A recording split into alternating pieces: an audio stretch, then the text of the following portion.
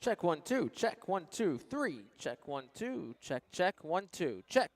Check check. Check check. Check check check.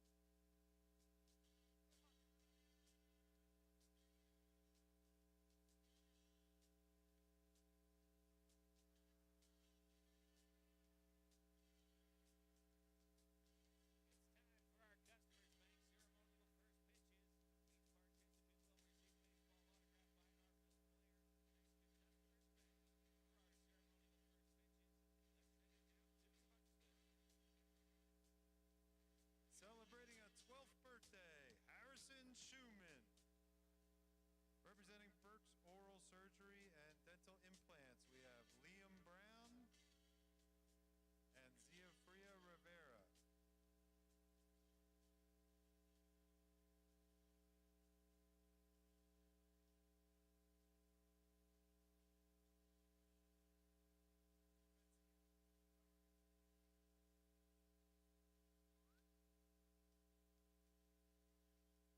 Yeah, good job, Zia.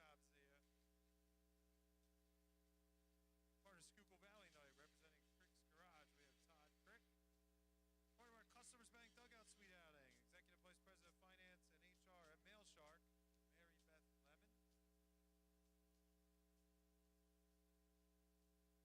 Relationship Manager at Customers Bank, Jason Schaefer.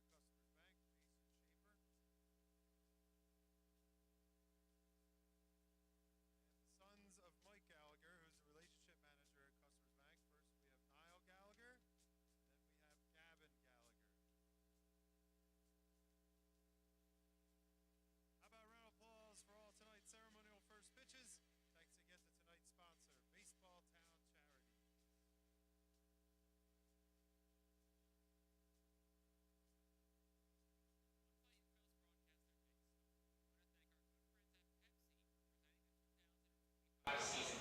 Good evening and welcome back to Baseball Town. The Fightin Phils return home to FirstEnergy Stadium to begin Game 1 of a 6-game series between the Fightin Phils and the visitors, Binghamton Rumble Ponies, AA affiliate of the New York Mets. My name is Jake Starr, joined alongside by Bob McCool, and we welcome you into the pregame show here on the Fightin Phils radio network, about 15 minutes shy of first pitch between Reading and Binghamton tonight.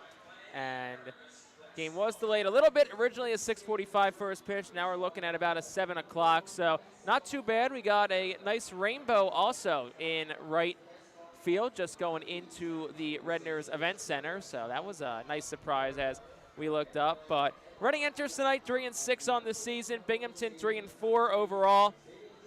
Ultimately, the Fightin Phils split last week at Somerset, won 3 games up at TD Bank Ballpark, including a come-from-behind win on Sunday, their second come-from-behind win in the 9th inning last week. So that's where we stand entering tonight. Should be another fun series, a chilly night here in Baseball Town, but overall should be another fun one. So we're going to step aside for a moment. When we come back, we have our pregame conversation, and tonight's guest is Griff McGarry. We talk McGarry's renewed mindset and his strong start to the 2025 season, and that's coming up after this here on the Fightin Phils Radio Network.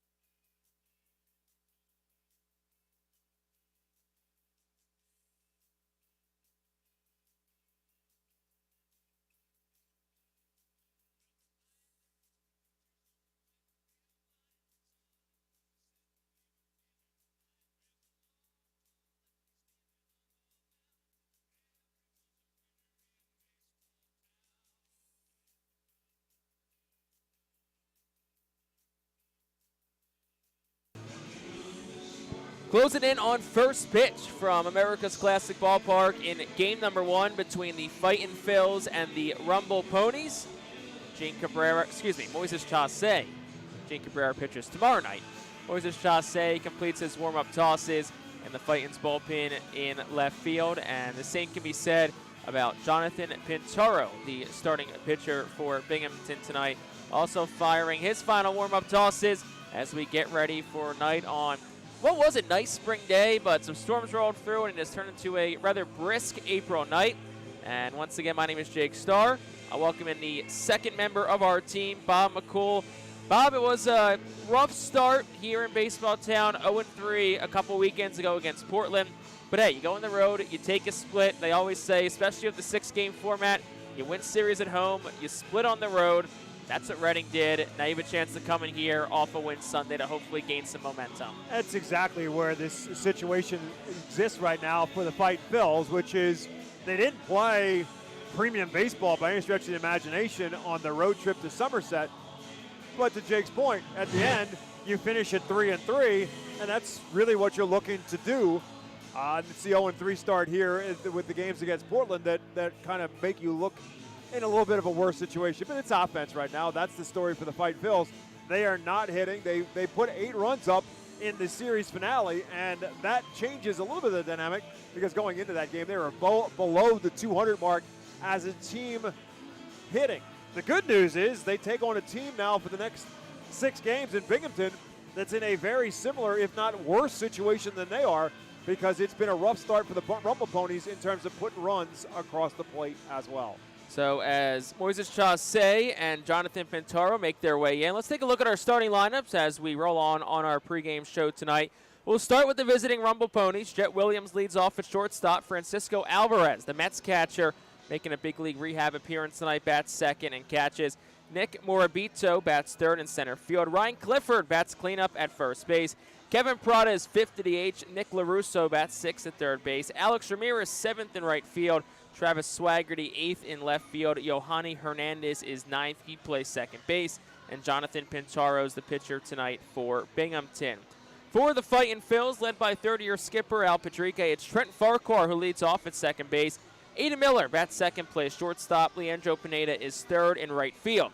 Keaton Anthony bats fourth at first base. Hendry Mendez bats fifth in left field. Caleb Ricketts sixth. He's the catcher. Ilio Prado bats seventh in center field. Robert Moore eighth at third base. Cade Fergus ninth at DH. And pitching for Reading is Moises Chasse. And Bob, couple moments here before the Fightins take the field. You talked about the offense looks better on Sunday. 1 through 5, 1 through 6 has been pretty similar. And I think the guy at the top who's kind of set the trend is Trent Farquhar, 12 walks. He's only hitting 200. He's got a 429 on base percentage. So you know what he's going to do? Keaton Anthony's heating up. I think what we're really going to look for this week, can 2-3, Miller and Pineda, start to turn it on? Because if they can, the top of this lineup can really start to make some noise. Yeah, that's the key component right now is Aiden Miller in the 2-hole and Leandro Pineda in the 3-hole.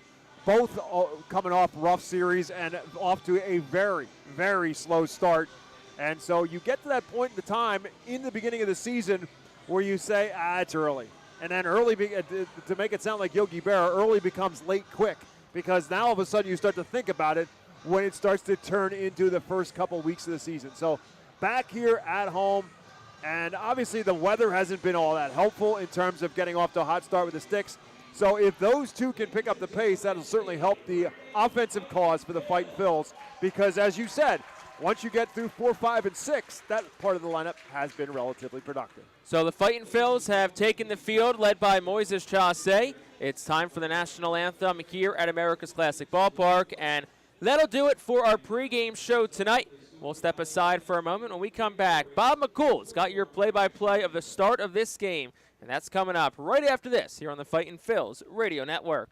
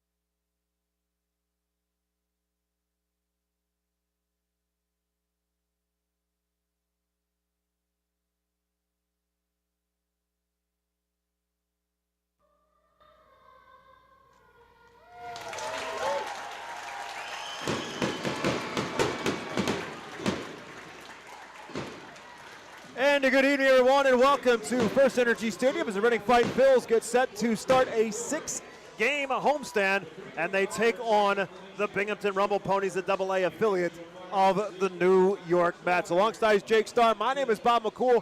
The Rumble Ponies come in at 3-4 after going 2-3 on a series at home against Hartford, and the Reading Fightin Phils, after a 3-3 series on the road against Somerset, are now 3-6 on the season. Battle of right-handers tonight. Jonathan Botero goes for the Rumble Ponies.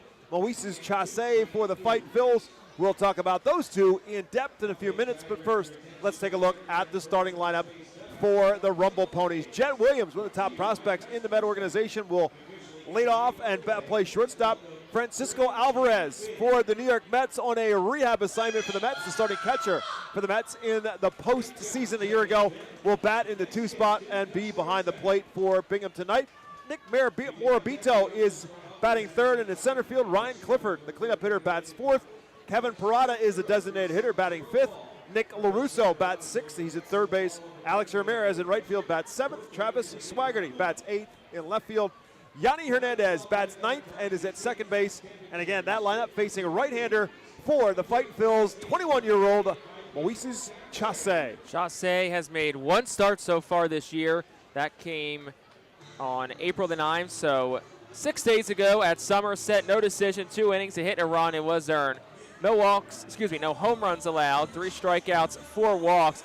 Struggled with command, some 46 pitches, 23 for strikes. So for Chasse, A, trying to stretch him out. B, you're just trying to live around the strike zone because you know how good that stuff can be.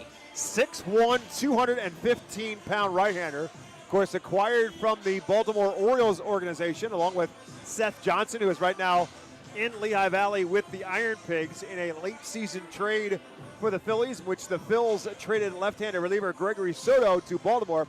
And the Phils got 2 young right-handed arms that they're really high on right now, Johnson and Chasse, as the right-hander winds and delivers to Jet Williams, who spins out of the way and looks back at the home plate umpire, Jack Wasson, and say, did that hit my elbow pad, or am I okay? And he's back in the box. 1 ball and no strikes to Jet Williams, hitting at .240 as he stands in. And the second pitch from Chasse is there for a called strike. It's 1-1.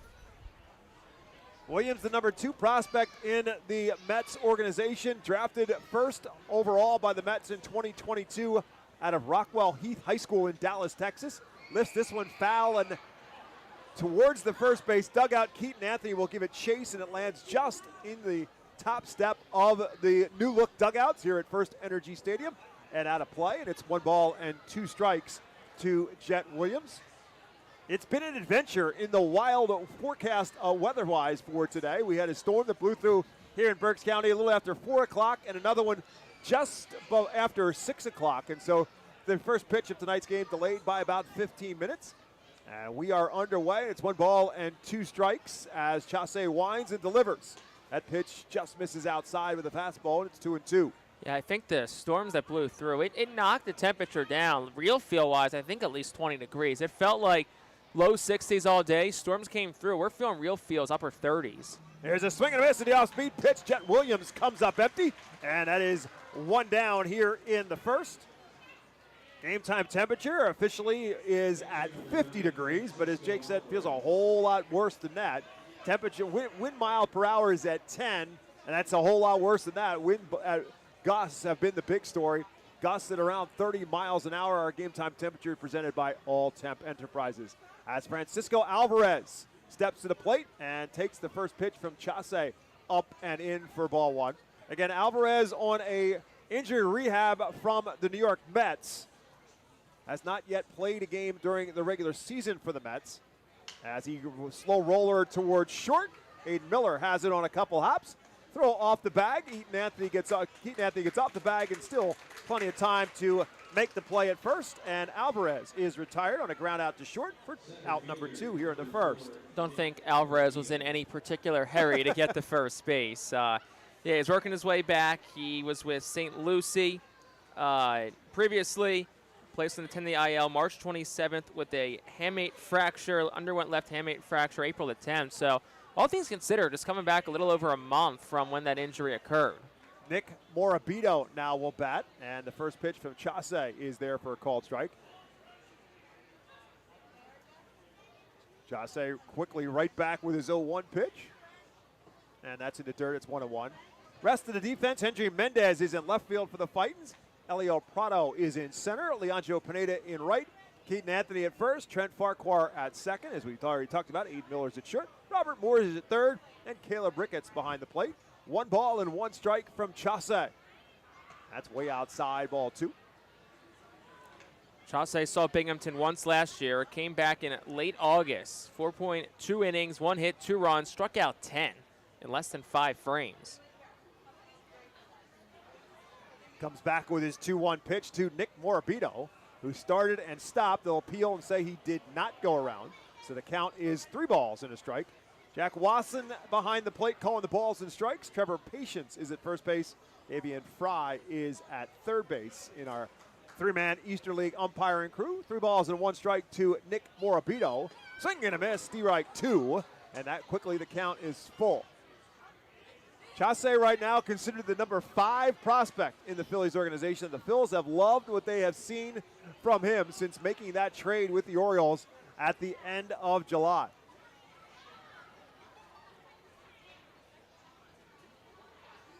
And now comes with his 3-2 pitch. That's way up high, ball 4. And Morabito is a base runner with a 2-out walk. All things considered, last year, the command wasn't perfect, but it wasn't awful from Chase. 40 walks, 80 1/3 innings pitched. So you're looking at about 4.5 walks per 9. So you'd like to see that number definitely start to work its way down. And I think that's the next step in the development for Chase. He's a guy who his stuff plays in the zone, his fastball especially. And I think a lot of it's just trusting that stuff is going to play. And first pitch swinging is Ryan Clifford. And the left-hand hitter fouls it straight back. Clifford, the number 4 prospect in the Mets organization, 21 years of age. Drafted by the Houston Astros in 2022. He was part of the Justin Verlander trade and the haul that the Mets received for Verlander. And that pitch is outside. It's 1 ball and 1 strike. Which, ironically enough, Correct. who's pitching against the Phillies tonight? In Justin Citizens Bank Verlander. Park. That's correct. 1 ball and 1 strike to the left-handed hitter, Clifford. First left-handed hitter that Chase is facing, with Morabito taking his lead off of first. And Chase comes with strike 2. 1 ball and 2 strikes. Chase, fastball, sweeper, cutter, and change. And from the scouts' reports, all are considered plus pitches. And the fastball may be the best of the bunch. 1 ball and 2 strikes to Clifford. Runner takes off. This one's lined into right field. It's going to be a base hit. Pineda will not be able to cut it off as it bounces off the wall. They are waving Clifford around, and the throw home will not be in time. It is an RBI double. To throw back to second to get Clifford is loose in the infield, and Ryan Clifford has put the Rumble Ponies on top 1-0 here in the first inning.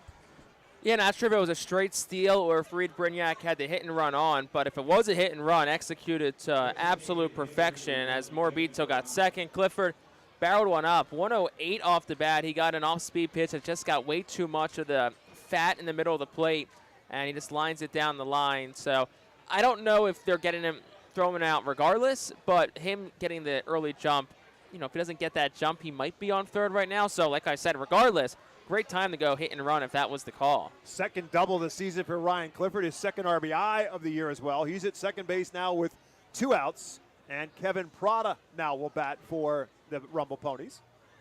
And the first pitch from Chase is there for a called strike.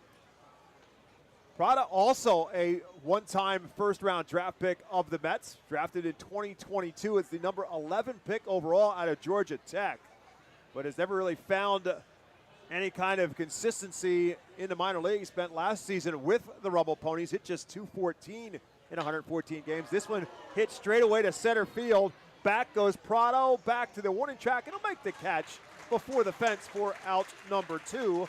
And that will do it for Binghamton here in the first. But the Rumble Ponies do get a run across. They do it with 1 hit. There were no errors and 1 man left. We come back to a FirstEnergy Stadium. The home team bats for the first time, trailing 1-0.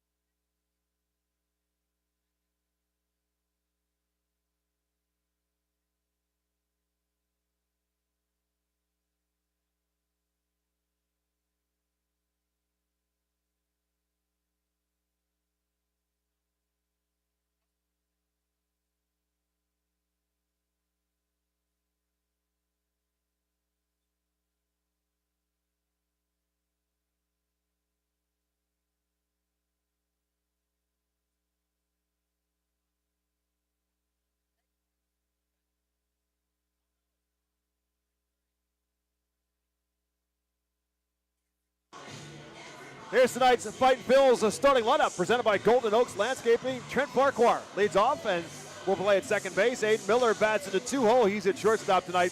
The right fielder, Leandro Pineda, bats third. Keaton Anthony is the cleanup hitter playing at first base. Left fielder, Henry Mendez, bats fifth. The catcher, Caleb Ricketts, bats sixth. Center fielder, Elio Prado, bats in the seventh spot. Robert Moore is playing at third base tonight and batting eighth. And Cade Fergus is in the designated hitter spot and batting ninth. That lineup facing a right-handed pitcher, Jonathan Pintero for the Rumble Ponies. And the first pitch from Pintaro to the left-hand hitting Trent Farquhar is there for strike one. Yeah, Pintaro started last Wednesday against Hartford, took the loss, gave up 2 runs, 2 hits, 2 2/3. Like Jase, struggled with command, walked 4, struck out 4. His 0-1 pitch to Farquhar is up high, ball one. Farquhar hitting at 200 on the season, but had a solid series in Somerset. He went 5 for 18 against the Patriots and walked 9 times. Jake mentioned the pregame show. He has walked 12 times so far this season. Here's a slow tapper towards third. Nick LaRusso up with it, plenty of time. And Farquhar is out for the first out here in inning number 1.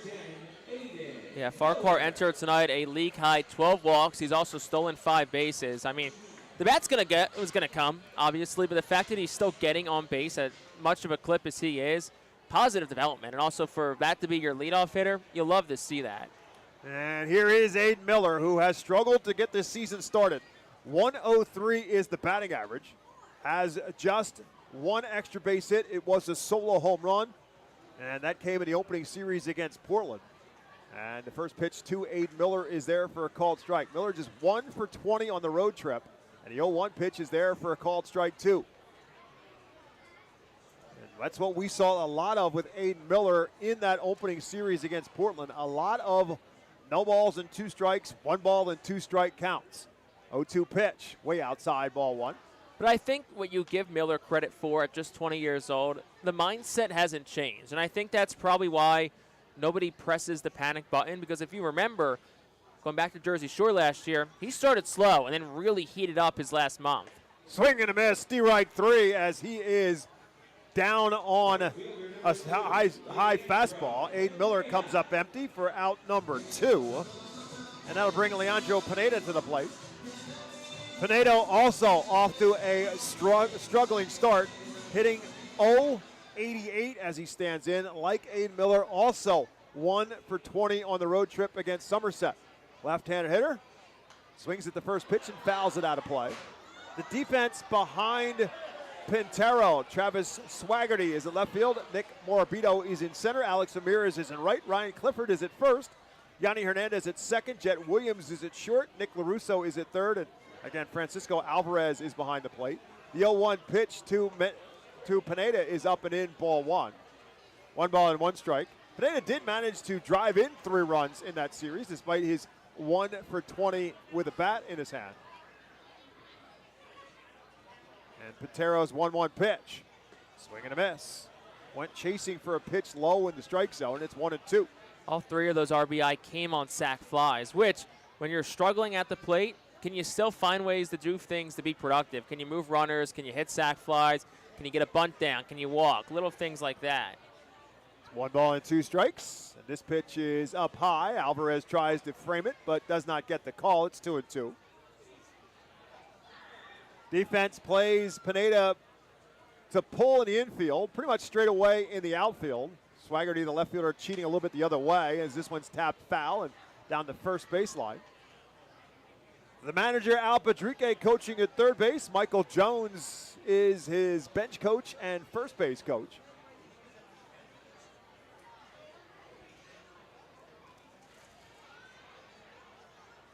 One ball and 2 balls and 2 strikes, and over for a called strike 3. And Pineda goes down looking for the second strikeout for Pintera and the third out here in the first as the Phils go in order in the bottom half of the first inning after 1 at FirstEnergy Stadium. It's 1-0 Binghamton.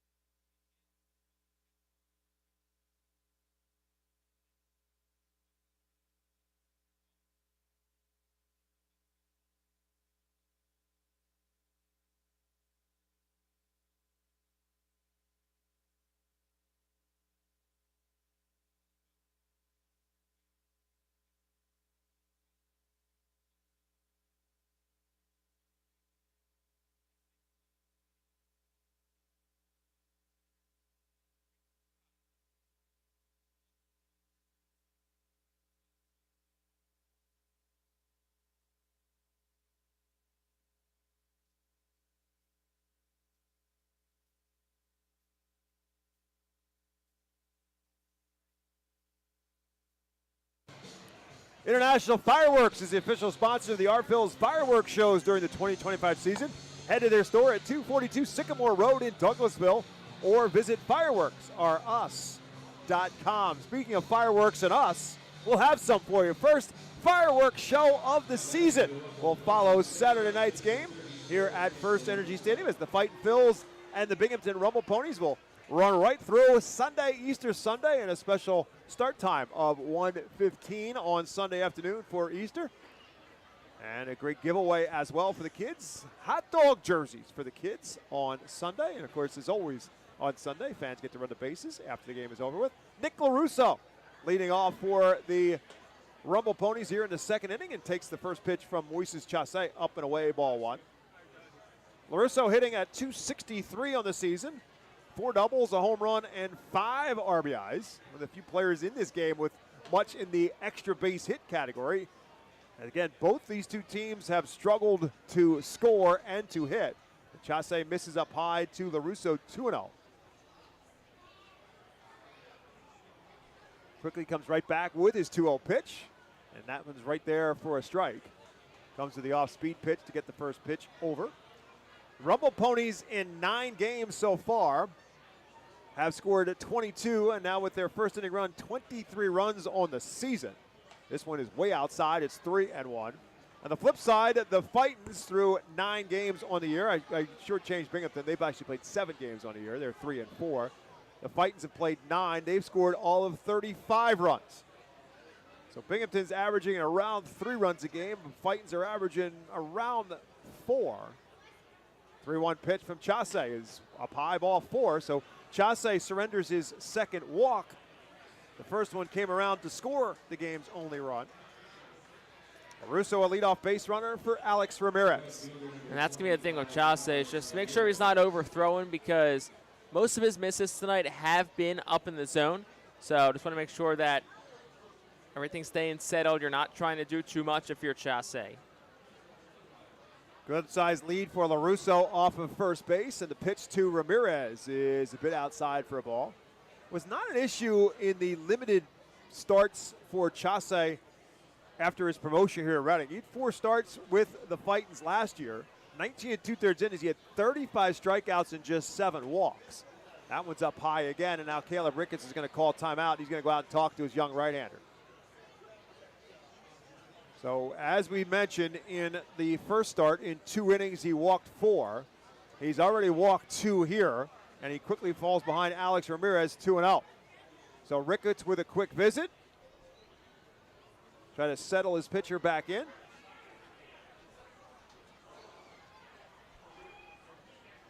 Ramirez at .211 so far on the season with a couple of doubles and an RBI.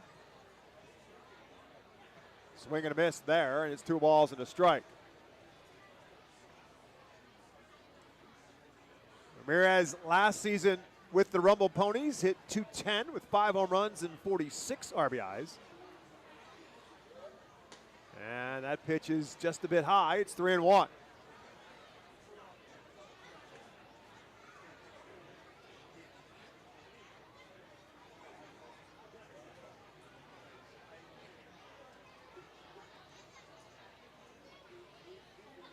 This one beats it foul on the third baseline. The big swing from Ramirez on a pitch that was very much not in the zone. He was thinking dead right on 3-1, and I don't think he was really thinking where it was in the zone. I think he was just saying, hey, I'm going to give it a rip no matter what.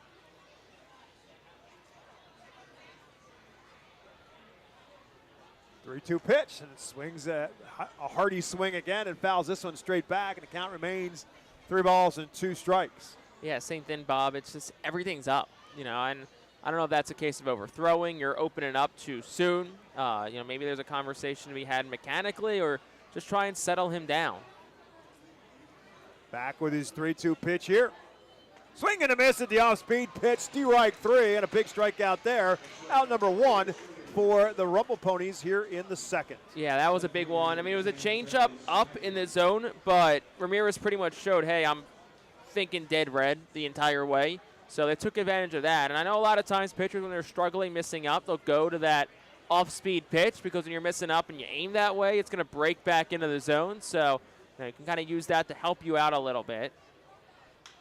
And first pitch swinging is Swaggerty, lines this one into the left center field gap, but quickly closing in on it is Elio Prado. He'll make the catch, and one pitch, and Swaggerty is retired. And all of a sudden, there are 2 outs here in the second. Good job by Prado to quickly close the gap, and that will bring up the 9-hole hitter, Yanni Hernandez. Hernandez is a switch hitter, batting left against Chase, one of 3 left-handed bats in manager Reed Brignac's lineup tonight. With LaRusso now taking his lead off of first and 2 outs here in the second inning. Hernandez shows bunt, pitches way up high. He pulls the bat back, and it's 1 ball and no strike. The coaches for the Rumble Ponies have a little bit of a Philly taste. Reed Brignac, the manager, one-time Philadelphia Philly, and the first base coach is none other Mariano Duncan, who, of course, was a part of the 1993 Philadelphia Phillies National League Championship team. And this 1-0 pitch to Hernandez is over for a called strike. So it's now 1 ball and 1 strike to Yanni Hernandez. Good lead off of first now for LaRusso with 2 outs. And the pitch started and stopped. They will appeal. He did not go around, so it's 2 balls and 1 strike. Technically appealing to third base umpire Davian Fry, although he's at second base right now with the 3-man umpiring crew, so he doesn't really get a great look at whether or not he went around, but he did not, so it's 2-1. And that's there for a called strike. Hernandez kind of jumped back on it, but the ball catches the inside corner, and it's 2-2. Hernandez went 2 for 8 in the series against Hartford.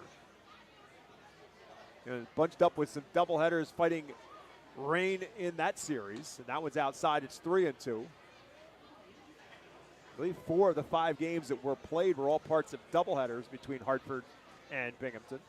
Caleb Ricketts just stepped out, basically reminded all the fielders that the runner will be off in LaRusso. Count 3-2, 2 outs.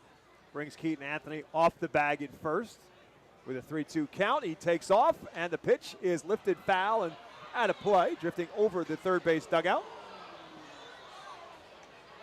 It's a very nice, bright rainbow that adorned over the top of straightaway center field here at FirstEnergy Stadium after the storm blew through a little after 6 o'clock. Again, our first pitch was delayed for about 15 or 20 minutes. Top half of the second inning, 3 balls and 2 strikes. LaRusso again off of first, and the pitch is up high, ball 4. So the third walk now by Chase, and that puts 2 on with 2 outs.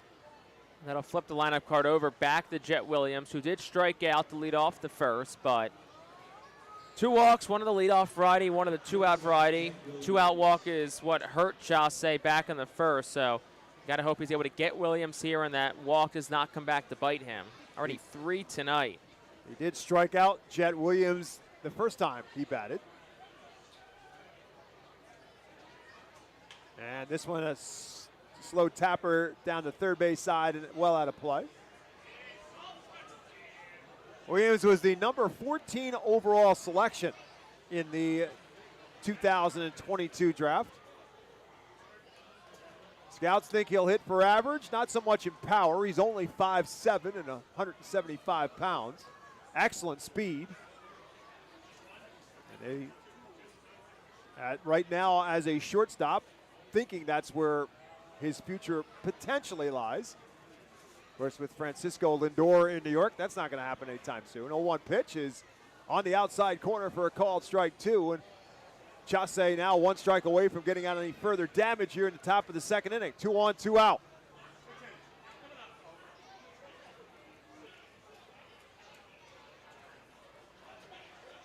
Right-handed hitting Jet Williams at the plate.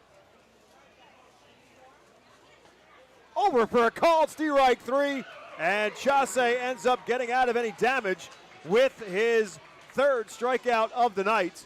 And for the Rumble Ponies in the second, no runs, no hits, no errors. They did leave 2. We head to the bottom of the second. It remains 1-0 Binghamton on top. Ladies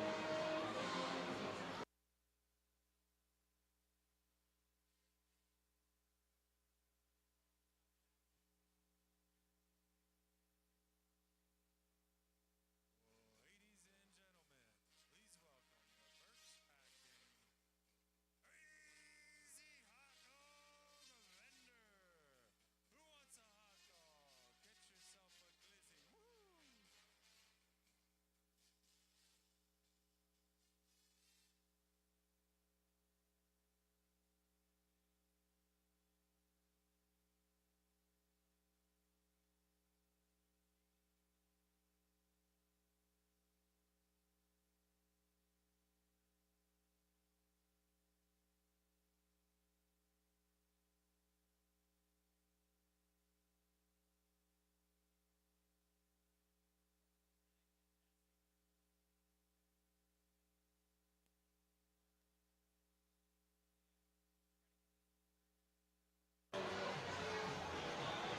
Bottom half of the second inning is brought to you by Cornwall Manor, an active senior living not-for-profit community in scenic Cornwall, Pennsylvania, outside of Lebanon. 1-0.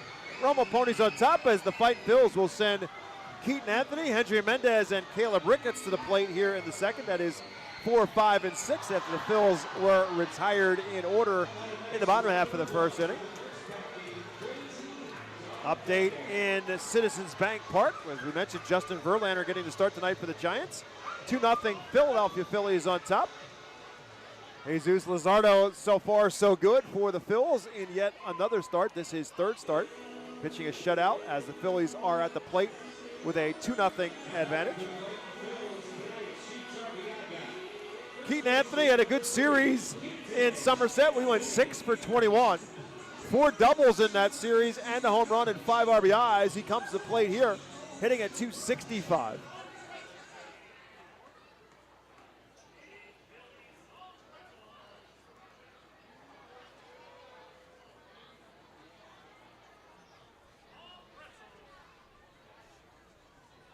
And the first pitch from Pintero is over for a called strike.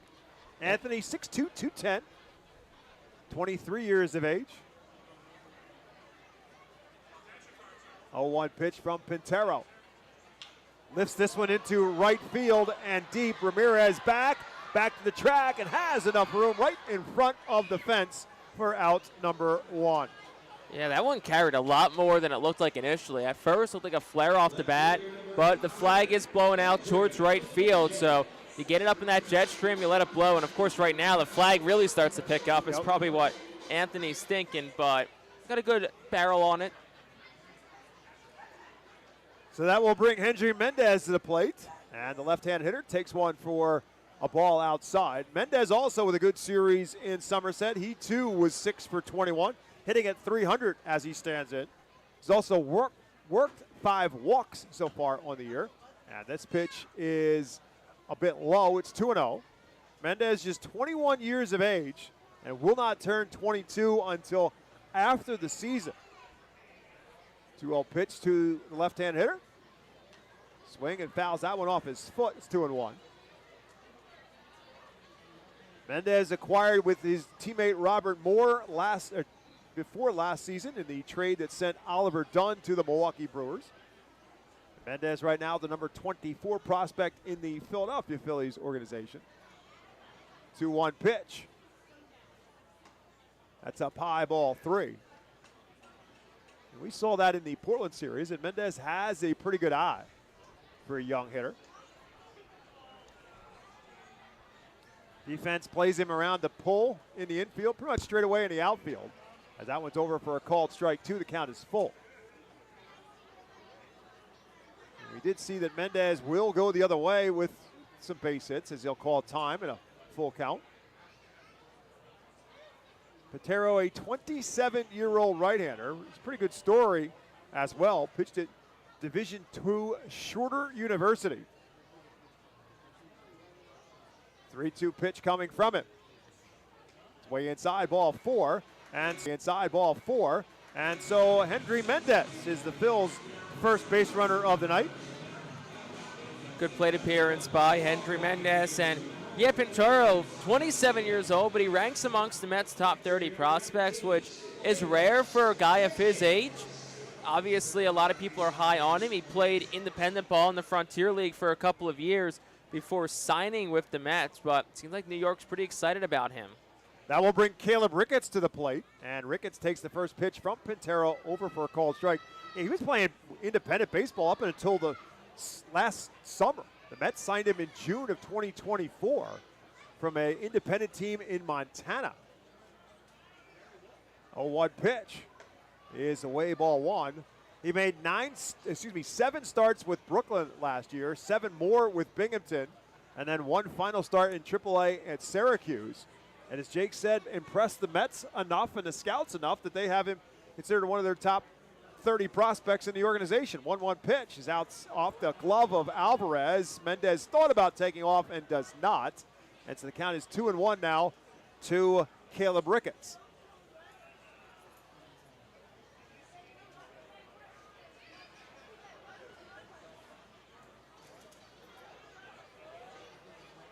Phils did a lot of base running in that series against Somerset. Mendez with a decent lead. Pitch hit hard but foul. Michael Jones did a little jump rope over the top of that one. Yeah, Michael Jones showing off the hops at first base. I don't see the guy at third base doing that. I mean, he's nimble, but I don't know that he does that. I think he tried with five. Al would have tried to field it. Either that or a little, like, just step out of the way. Yeah, I don't think he does the double hop over the top. 2 balls and 2 strikes to Ricketts.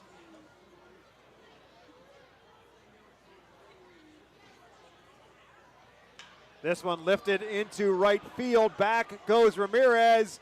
And again, up against the fence, will make the catch for out number 2.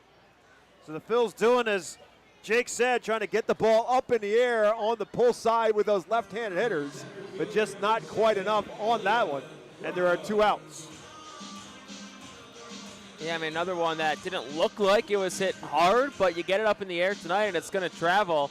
And it feels like literally as soon as the ball is caught, the wind starts to pick up again heading out that way. So that will bring Elio Prado to the plate with 2 outs and a man on first base. And Prado drives this one to right field. Ramirez back to the wall, looks up and says goodbye. Elio Prado with the 2-run home run, and the Fightin Phils are on top. What do they say, Bob? Third time's the charm. You keep throwing it up towards right field, into the jet stream, and eventually it's going to go out of the ballpark. Prado got an off-speed pitch, center cut, gets it up in the air, 101 off the bat, 366 feet. Home run number 1 for Prado, who he's starting to heat up. Had a good end of the series in Somerset last week, and good start tonight. His 3rd and 4th RBIs of the season. With a 2-1 advantage, Robert Moore now will bat. And time called before Moore steps to the plate. Not sure what the reason the unplayed umpire Jack Wasson called timeout. No balls and a strike, or what? 1 ball and no strike now as the pitch is low to Moore. Moore, the switch hitter, batting left against Pintaro.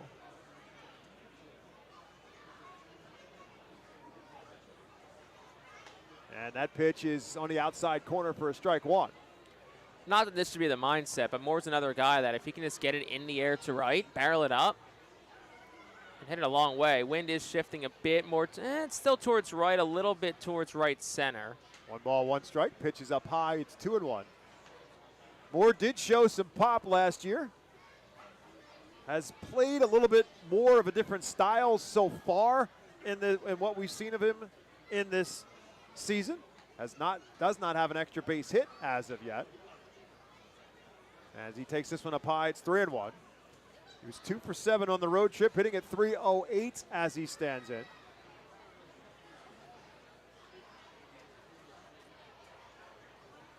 And takes it up high, ball 4. So Robert Moore is a 2-out base runner. So the Phils turned a walk to Mendez into a 2-run home run for Elio Prado. And now with a runner at first base again by way of walk, it will bring up Cade Fergus.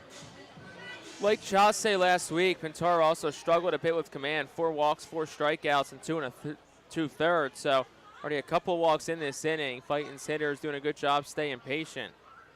Fergus had a good series as well against Somerset. He swings at the first pitch, fouls this one down the first base side. Clifford will give it a chase, but it's well out of play. Yeah, he had a game-tying home run in Sunday's game, which you feel like 3-hit day, had a double, had the game-tying home run. That can kind of serve as a spark, it feels like, for him. Yeah, Fergus and Keaton Anthony hit 9th-inning home runs in that 8-7 win for the Fightins. It also doubled their home run total for the year from 2 to 4. In 1 inning. And Prado just added to it with a 5th here. 0-1 pitch to Fergus is low. Good block by Alvarez. It was their first home runs in 8 days. Because the McIntosh home run Saturday to 5th, nothing until the 9th inning of Sunday's game against Somerset. Aiden Miller's home run was opening night. Opening night. Right. So 1 ball and 1 strike now to Cade Fergus with Moore at first. Swing and a miss as Fergus goes chasing. Not sure if he was guessing or there was something on there. Moore did not show any signs of running. Now the Phils have been running a lot, but you also have a big league catcher behind the plate in Francisco Alvarez. Yeah, Reading 15 for 17 on the base pass this year. Second in the Eastern League in that category, which that is Al Patrique baseball. Yeah. 2 years ago, he couldn't play it. Last year, headed that direction, and it feels like this team really can do it. 1 ball and 2 strikes now to Fergus. Again, no indication from Moore. Ball blocked by Alvarez, but not far enough for Moore to advance. So it's 2 balls and 2 strikes. Especially back half of last year, you had Crawford and Rincones. They were running a ton.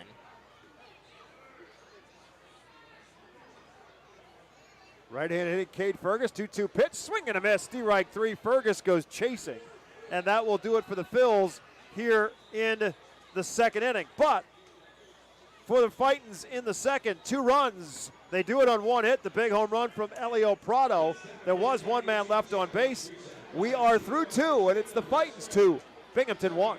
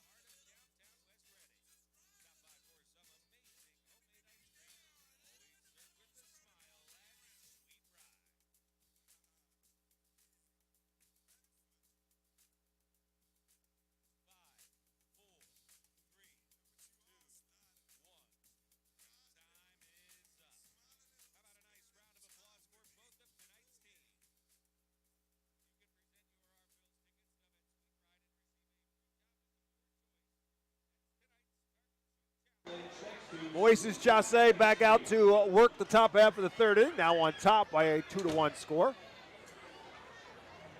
Want to thank our good friends at Pepsi for presenting the 2025 season here at Baseball Town. Go fight Phils and drink more Pepsi. Francisco Alvarez, Nick Morabito, and Ryan Clifford due up against Chasse, who's right now at 42 pitches in a pitch count. Again, he has walked 3, struck out 2. Has surrendered just the 1 hit as Alvarez stands in. Alvarez grounded out to short. Alvarez last year with the Mets hit .237 with 11 home runs and 47 RBIs. First pitch takes it for a called strike. Was a little bit better in the playoffs for New York when he hit .256 in the Mets run to the National League Championship Series as he takes this one over for a called strike too. So Chasse throws him a couple of sliders on the outside corner for a couple of strikes. And he's no balls and 2 strikes to Francisco Alvarez. This one fouled out of play. Then Alvarez broke the hamate bone in his hand prior to the start of the season and early on in spring training. And played in 3 games at St. Lucie, the New York Mets single-A affiliate in Florida.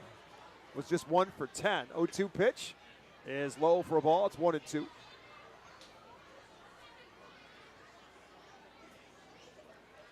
So this is his 4th game in his rehab. 1-2 pitch to him. Way up high. It's 2-2. Chasse can get the fastball up there in the mid-90s. Again, with a sweeper, a cutter, and a change to work along with it. 2 balls and 2 strikes now to Alvarez. This one driven in left field. Back goes Mendez. He'll look up and see you. Francisco Alvarez drives this one out to left center field for the home run that ties it up. We are tied at 2. So Chasse got ahead of Alvarez. No balls and 2 strikes. He fouled off another, and then he missed a couple of pitches trying to get him out, and ultimately had to come back with a 2-2 pitch, and Alvarez smoked it to left center field and into the bullpen. And we are now tied at 2. So that'll bring Nick Morabito to the plate. And the first pitch to him is over for a called strike. Morabito walked and scored the Rumble Pony run in the first inning. 0-1 pitch from Chase. Big swing and a miss. Good off-speed pitch that time. That the cutter from Chase, and he had Morabito way out in front. Morabito selected by the Mets with a compensatory pick in round 2 in 2022 out of Gonzaga Prep High School in Washington, D.C. as he fouls this one straight back. He's considered the number 18 prospect in the Mets organization. He will turn 22 on May the 7th. This one a slow tapper, foul and out of play as Chase stays ahead, no balls and 2 strikes. Morabito last year started the season at St. Lucie, played 24 games there, and then advanced to the high A level Brooklyn Cyclones for the Mets. And in Brooklyn, hit in 95 games, hit .294 with 3 home runs and 22 RBIs. Also stole 48 bases. Voted the New York Mets Minor League Player of the Year a season ago. 1-2 pitch to him. Good chase by him to just stay alive. Very protective swing for Morabito. Keeps himself alive at 1-2.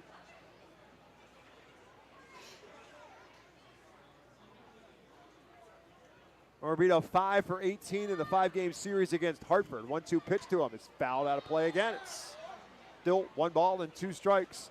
Ryan Clifford in the on-deck circle for the Rumble Ponies.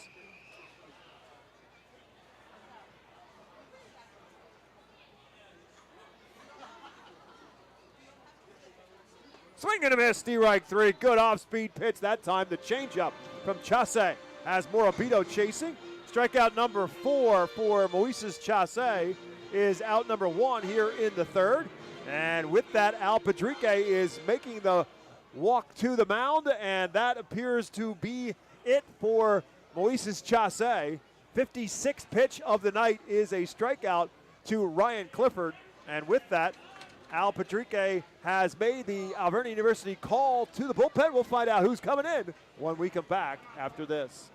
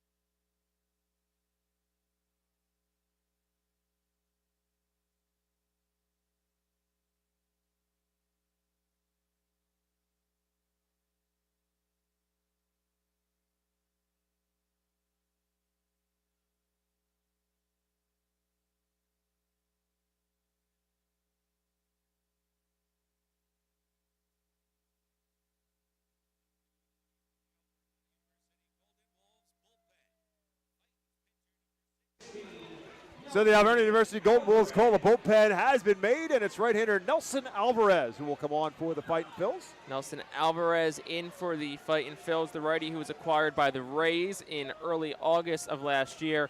4th game overall. He's got a 15.43 ERA, but that's because he gave up 4 earned runs over 1/3 of an inning on opening night. But since then, he's gone 2 scoreless. 6 strikeouts, couple of walks for Nelson Alvarez. So he'll finish the inning at least, and then we'll see whether he comes back. Or I know Aberson Castellano also scheduled to throw tonight, so we'll see if he comes in next inning. First one he faces is Ryan Clifford. Clifford doubled his first time up. 1 out here in the inning. We're tied at 2. Nobody on base for the left-handed hitting Ryan Clifford. First pitch to him is up high for a ball. Clifford with his 2nd double of the season, his 2nd RBI of the season as well, back in that 1st inning. Single run in the 1st and a run here in the 3rd on the home run by Alvarez. And we are tied at 2 as this one's low and at the back foot of Ryan Clifford.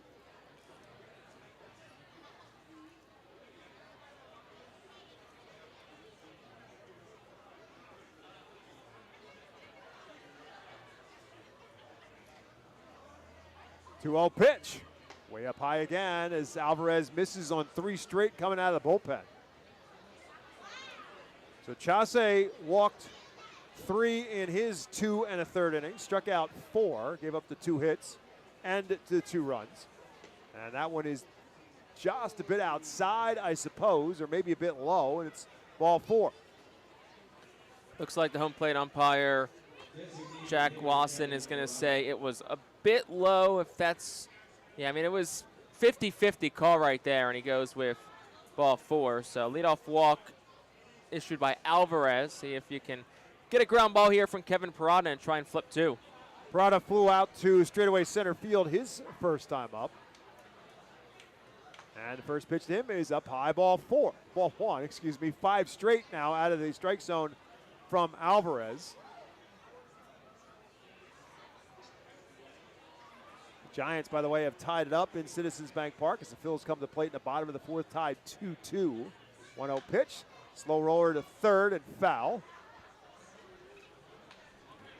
Robert Moore was going to chase it down, but Henry Mendez says, I'll get it. And Reed Brignac says, no, I'll get it. You stay out there in the outfield, and the skipper will run down and pick it up. Former big league shortstop will turn it into a souvenir in the third base grandstand. Brignac played mostly for Tampa Bay in his big league career. He played for the Mets, too, did he not, in addition to the Phils?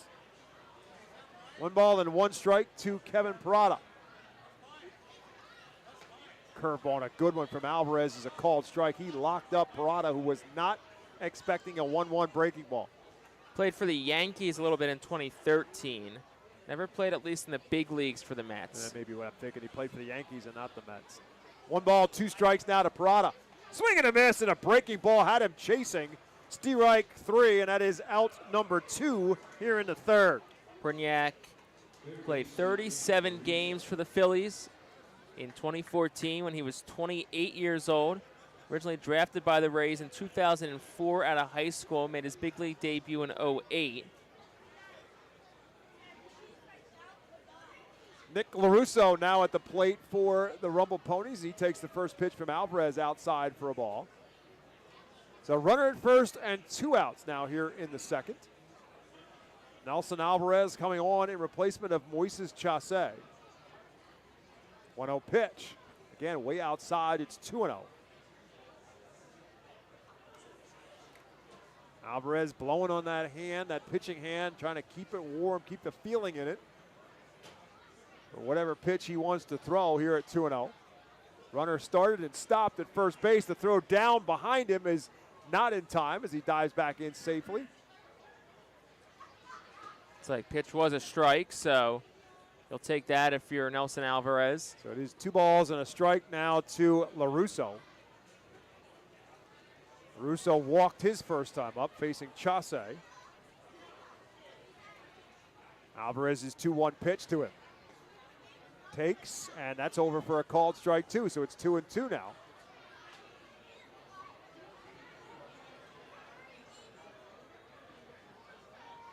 LaRusso hit .267 with 11 home runs last year in Brooklyn before a late season call-up to Binghamton. There's a squirter on the right side. Anthony's got a glove on it. Farquhar will pick it up, and he's got no play. It will be an infield single off the end of the bat of Nick LaRusso. Hey, you'll take that if you're LaRusso. 48 miles per hour off the bat.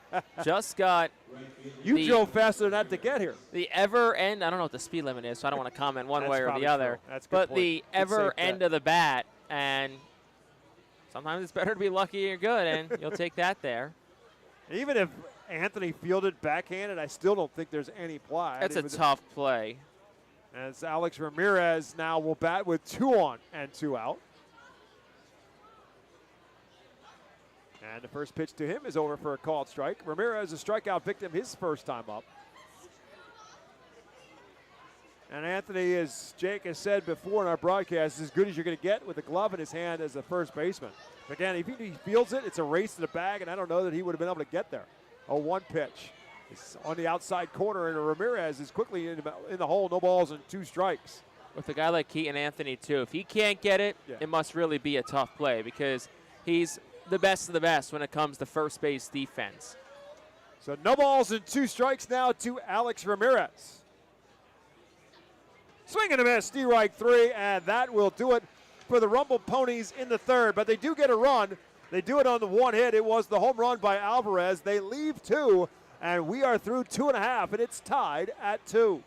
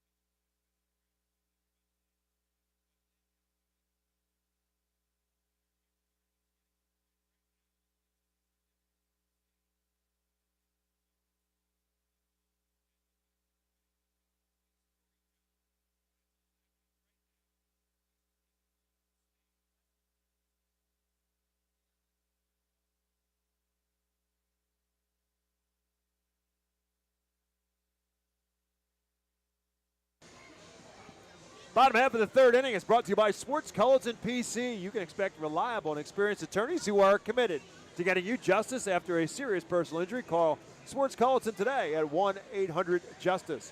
Alongside Jake Starr, my name is Bob McCool. You're listening to Running Fight Phil's baseball on our Fight Phil's radio network, and again on our brand new flagship, and that is 830WEU.com. Happy to be a part of the WEU family, the Treese Media Group. It is our radio partner here in 2025.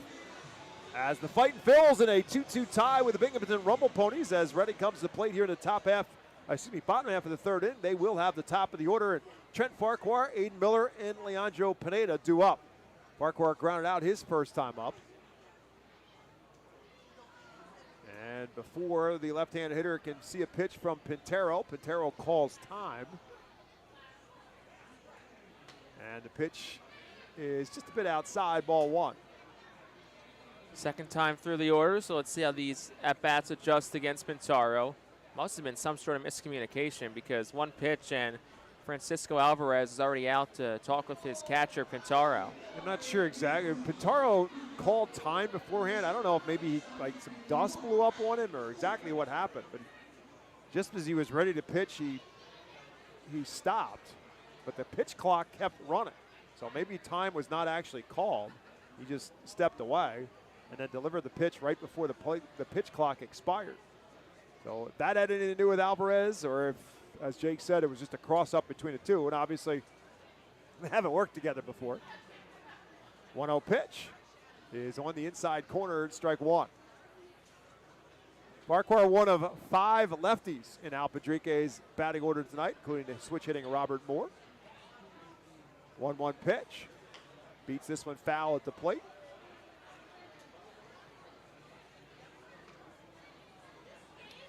By the way, how tall is the home plate umpire, Jack Wasson?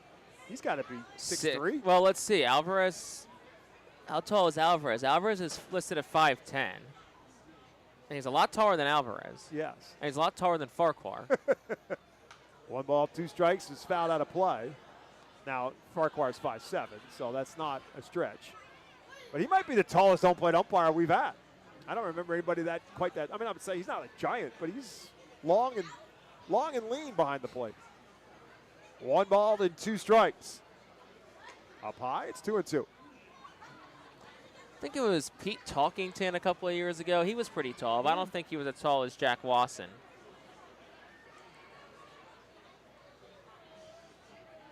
2-2 pitch. Outside, and Farquhar now works the count full. This has been what Farquhar has shown and why Al Padrique likes him at the top of his order.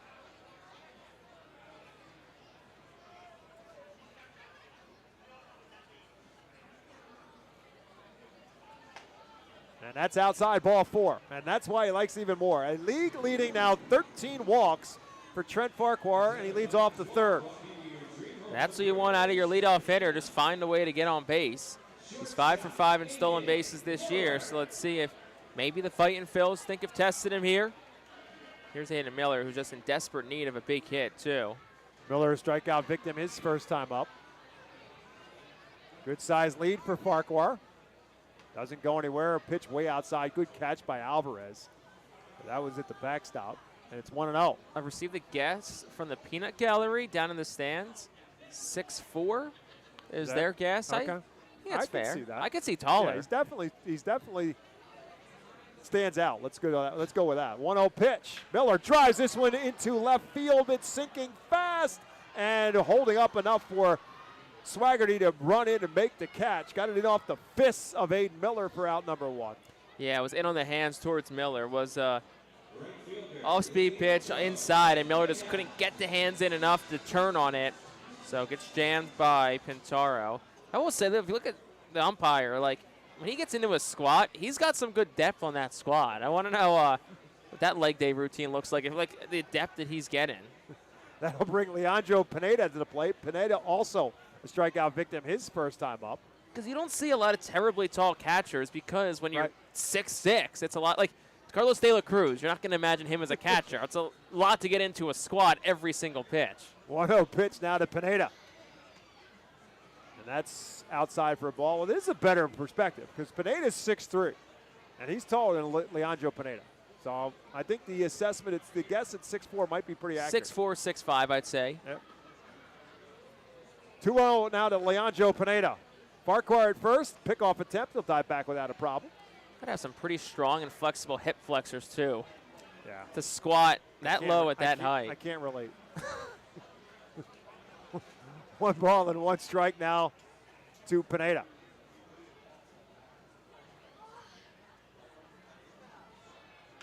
Beats this one off his foot, rolls all the way out to the second baseman, Hernandez. You have to hit that one hard off your foot if it's going to roll that far. Pineda's kind of shaking it out right now. He does have that protective shin guard on the right foot. I don't think it covers much of the foot area, though. That's 1-2 now to Pineda. Started and stopped. They'll appeal, and he did not swing. Farquhar with a late takeoff and a delayed steal by Farquhar. He'll steal second base. Alvarez appealed to the third base umpire, not realizing that there is nobody there technically, and in the meantime, Farquhar stole the base. The third base umpire was behind the pitcher's mound because there's only 3 umpires in the Eastern League. He's not in the big leagues. And he looked down the third base line, nobody was there, and Farquhar stole the base on it. So it's 2-2 now to Pineda with a runner in scoring position. The go-ahead run at that. And that's outside, ball 3. It's like the 3rd or 4th time tonight that a ball just came in and out of the mitt of Alvarez, too. I mean, not a huge deal, but also worth mentioning because it could lead to something at some point. So the count now full to Pineda. The runner at second and 1 out. Fouls that one straight back.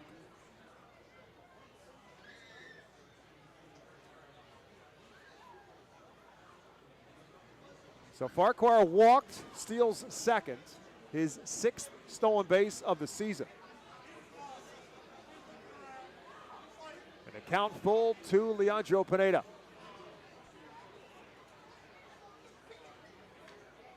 Just kind of reaches out and slaps that one to stay alive at 3-2. Center fielder Nick Morabito cheating in a bit for Pineda with the wind blowing strong out to right field. Pineda can lift one up in the air. It'd be a long run for the center fielder.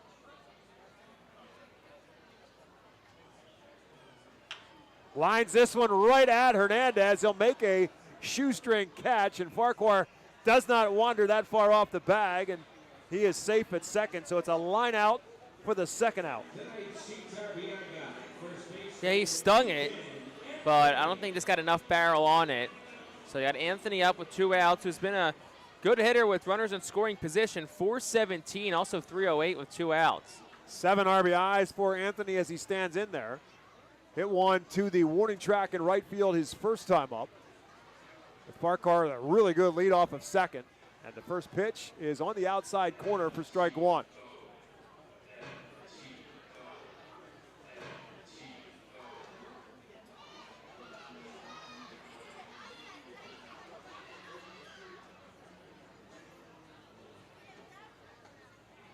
Second one is outside. The throw down is not in time, and as they try to get Farquhar, as I said, he's taking a huge lead off of second. So Alvarez with the snap throw down to second base, and Farquhar dives back in safely. The count is 1 ball and 1 strike now to Keaton Anthony.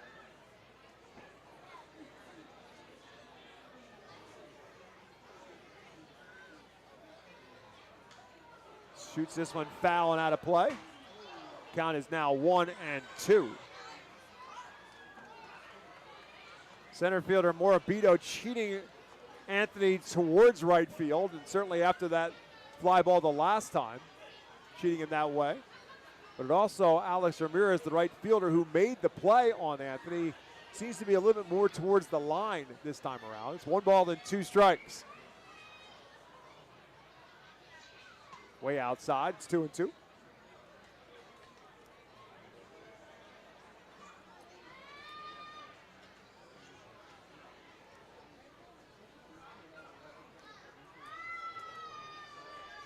Again, Farquhar with a really good lead off of second.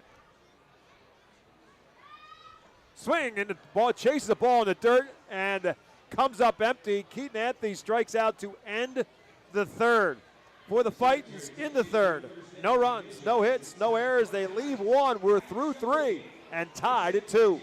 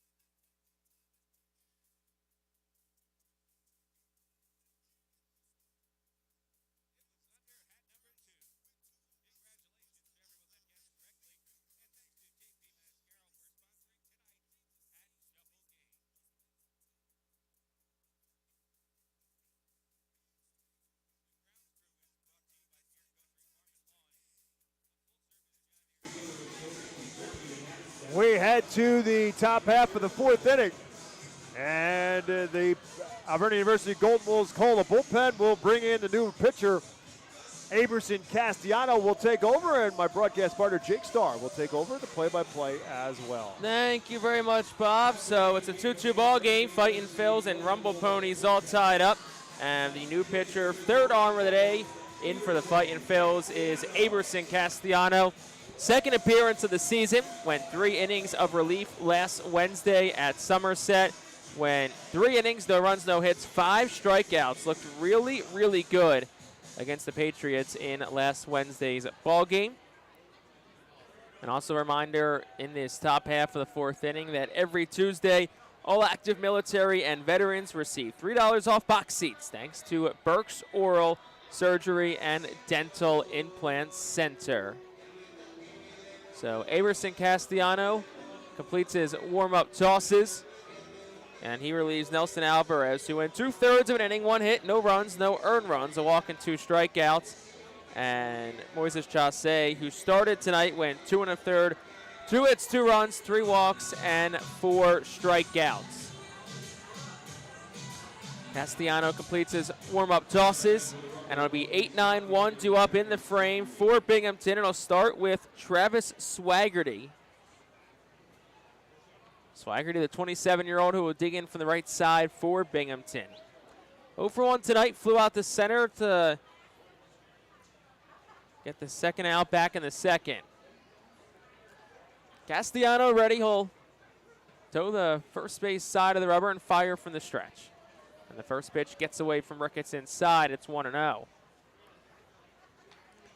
Castellano joined Reading last July. He won his first start in Portland right after the All-Star break a season ago. And a strong finish to the season with Reading. Ball and no strikes to count to Swaggerty, the pitch home. Swinging a foul ball straight down. It's 1-1.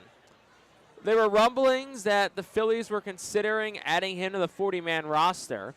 But before that, Caleb Ricketts looks like he took a foul ball, possibly off that right bare hand. Yep. So Al Padrique and Meg Flaherty, the athletic trainer, are out to take a look at Caleb Ricketts, who drops down to a squat. Yeah, he was trying to shake it off, but now the glove comes off as well. So we'll see if Ricketts can stay through it. But just foul tipped and got the meat hand.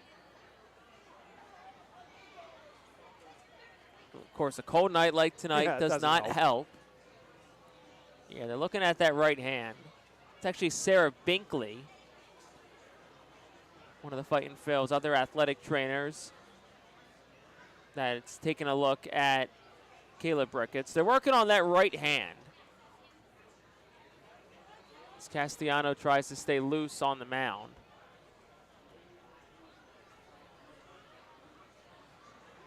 You look at the Fightin's dugout, doesn't look like Andrik Nava's. And that's it, right? Because Paul That's it. McIntosh is already on the DL. So now you're looking at emergency catcher scenarios if Ricketts is down in any way. Al Padrique's holding the glove. Ricketts continues to stretch out and clench and flex that right hand.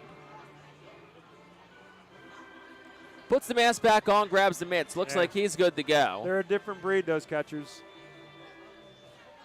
We'll see if Castellano takes a couple of throws. Looks like he will, because Al Padrique and Sarah Binkley are both standing out there. So Castellano will take a couple.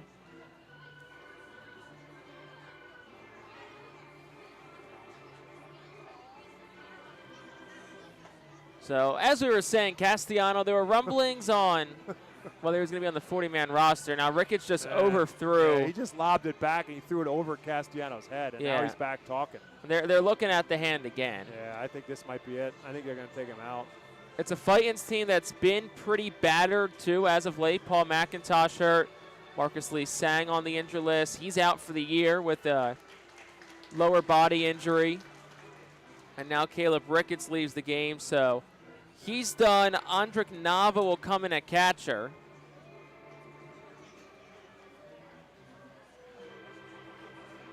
Yeah, so Ricketts was going to try to give it a go, but he threw the first one back to Castellanos, who threw him a second warm-up pitch, and looked like they were going to go. And when he threw it back to Castellano, he threw it over his head, and realized whether it just started to swell up on him, or he just realized he can't grip the baseball. Yeah, and you hope Ricketts is okay. He battled some injury troubles a year ago, had 3 different stints on the injured list last year. So you hope it's nothing more than just a contusion. But Ricketts out of this game, so Fightin's down to their last catcher, Andrik Nava. So 1 ball, 1 strike, no outs to count. Travis Swaggerty digs back in from the left side. 2-2 ball game, top 4. And Castellanos ready and he'll fire home. That's over for a strike. It's 1-2. So there are rumblings of Castellano. Phillies maybe will put him on the 40-man roster. They ultimately opted against it. Went with Mick Abel, Gene Cabrera, and Moises Chaussee.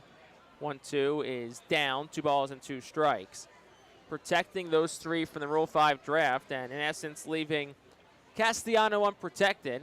So then the Minnesota Twins swoop in and take Castellano in the Rule 5 draft. 2 balls, 2 strikes to count to Travis Swaggerty, the lefty, as the righty Castellano deals home. And it's swung on a ground ball towards the whole left side. Miller down to a knee, slides, backhand, throw to first in time. Good play by Aiden Miller. 6-3 goes the putout. And that is out number 1 for Yohani Hernandez. Yeah, that's a real good play by Miller. He's cheating up the middle with the left-hand hitter in Swaggerty. The ball hit to his right, and he made the play with that kind of pop-up slide, if you will, and got right back up on his feet to be able to make the throw. It wasn't an on-the-money throw, but you got a really good first baseman in Keaton Anthony, and if it's remotely close, he's going to make the play. It wasn't an awful throw, but just not right on the money. And the pitch to Yanni Hernandez is a hot shot to third, staying down as Moore fields it, throws to first in time. And that's out number 2. That'll bring Jet Williams to the plate. But anyway, back to Aberson Castellano. Gets Rule 5 selection by the Twins. If you're a Major League Rule 5 pick, you have to make the Big League roster, or else you go through waivers, and then you're offered back to your original team. So Castellano did not make the Twins out of camp as Jet Williams digs in from the right side. Cleared waivers. First pitch is a breaking pitch, a bit down. It's 1-0. Offered back to the Phillies. Phillies gladly said, we'll take him back. And now he's back in Reading right where he finished. So a lot of different steps to ultimately start the next year in the same spot that you finished it. 1-0 is at the knees for a strike. It's 1-1.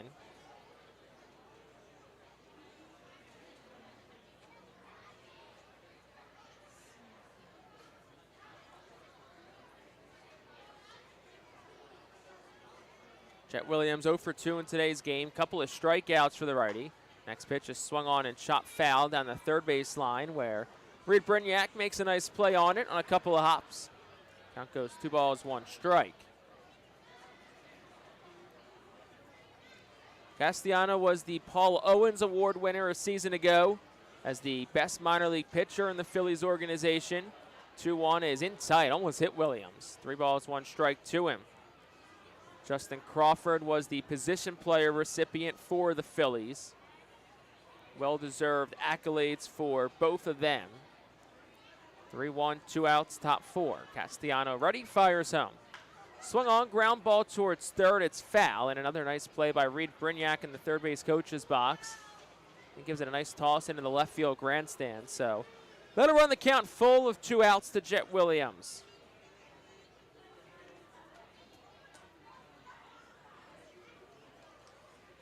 Infield back, pitch shaded to the left side against the righty Williams. Castellano ready, fires home. And the payoff is strike 3 call, but it hits off of Nava. It'll go to the backstop, and Williams easily gets the first. So not sure exactly what that hit. Maybe we'll get a replay, but nonetheless. It was really weird because Williams it's didn't a strikeout. He didn't run because he thought it was a ball. Yeah, and it was in the zone, and the umpire punched him out, but it's a strikeout, and Williams reaches first base. I guess it just squirted off of Nava's glove and rolled all the way to the backstop. So here's Francisco Alvarez. Mets catcher on rehab with Binghamton in from the right side. Pitch home.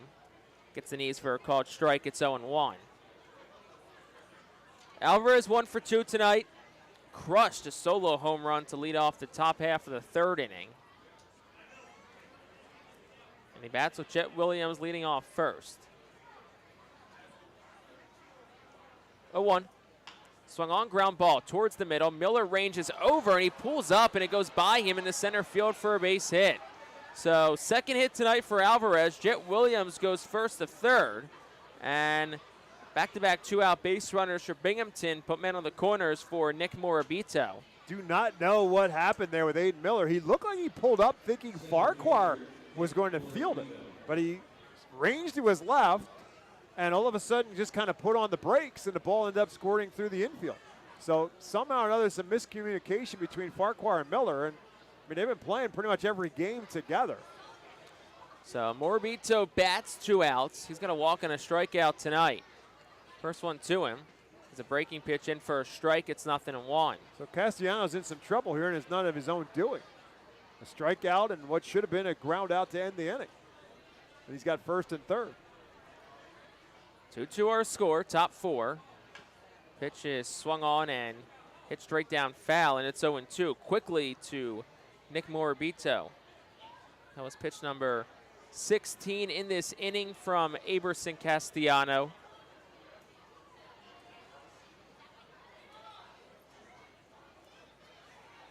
Infield back, Farquhar at second, shaded towards the second base bag as Anthony holds the runner at first. 0-2 the count. Castellano ready at the letters. The 0-2. Fastball up high. It's 1-2. That one clocked at 96 from the righty Castellano. Listed at 6'3", 160. Native of Venezuela, signed with the Phillies in 2018 as an international free agent. 1-2. Breaking pitch over for a called strike 3. Aberson Castellano pulls the string on Nick Morabito. And that's how the top half of the fourth inning comes to an end. No runs for the Rumble Ponies. They had a hit. There were no errors, and 2 men left on base. We're through 3.5 on this Tuesday night. Fightin' Phils and Rumble Ponies tied up at 2 apiece.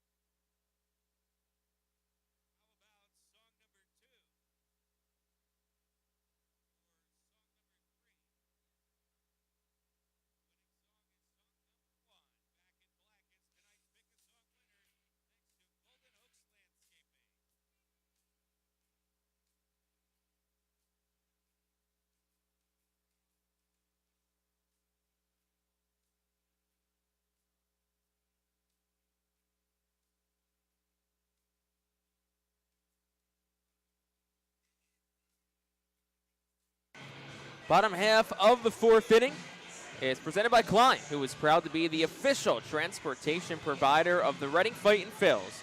Klein Transportation gets the our Phils to all their road trips throughout the 2025 season. For more information, go to KleinTransportation.com. So it's a 2-2 ball game in this home half of the fourth inning.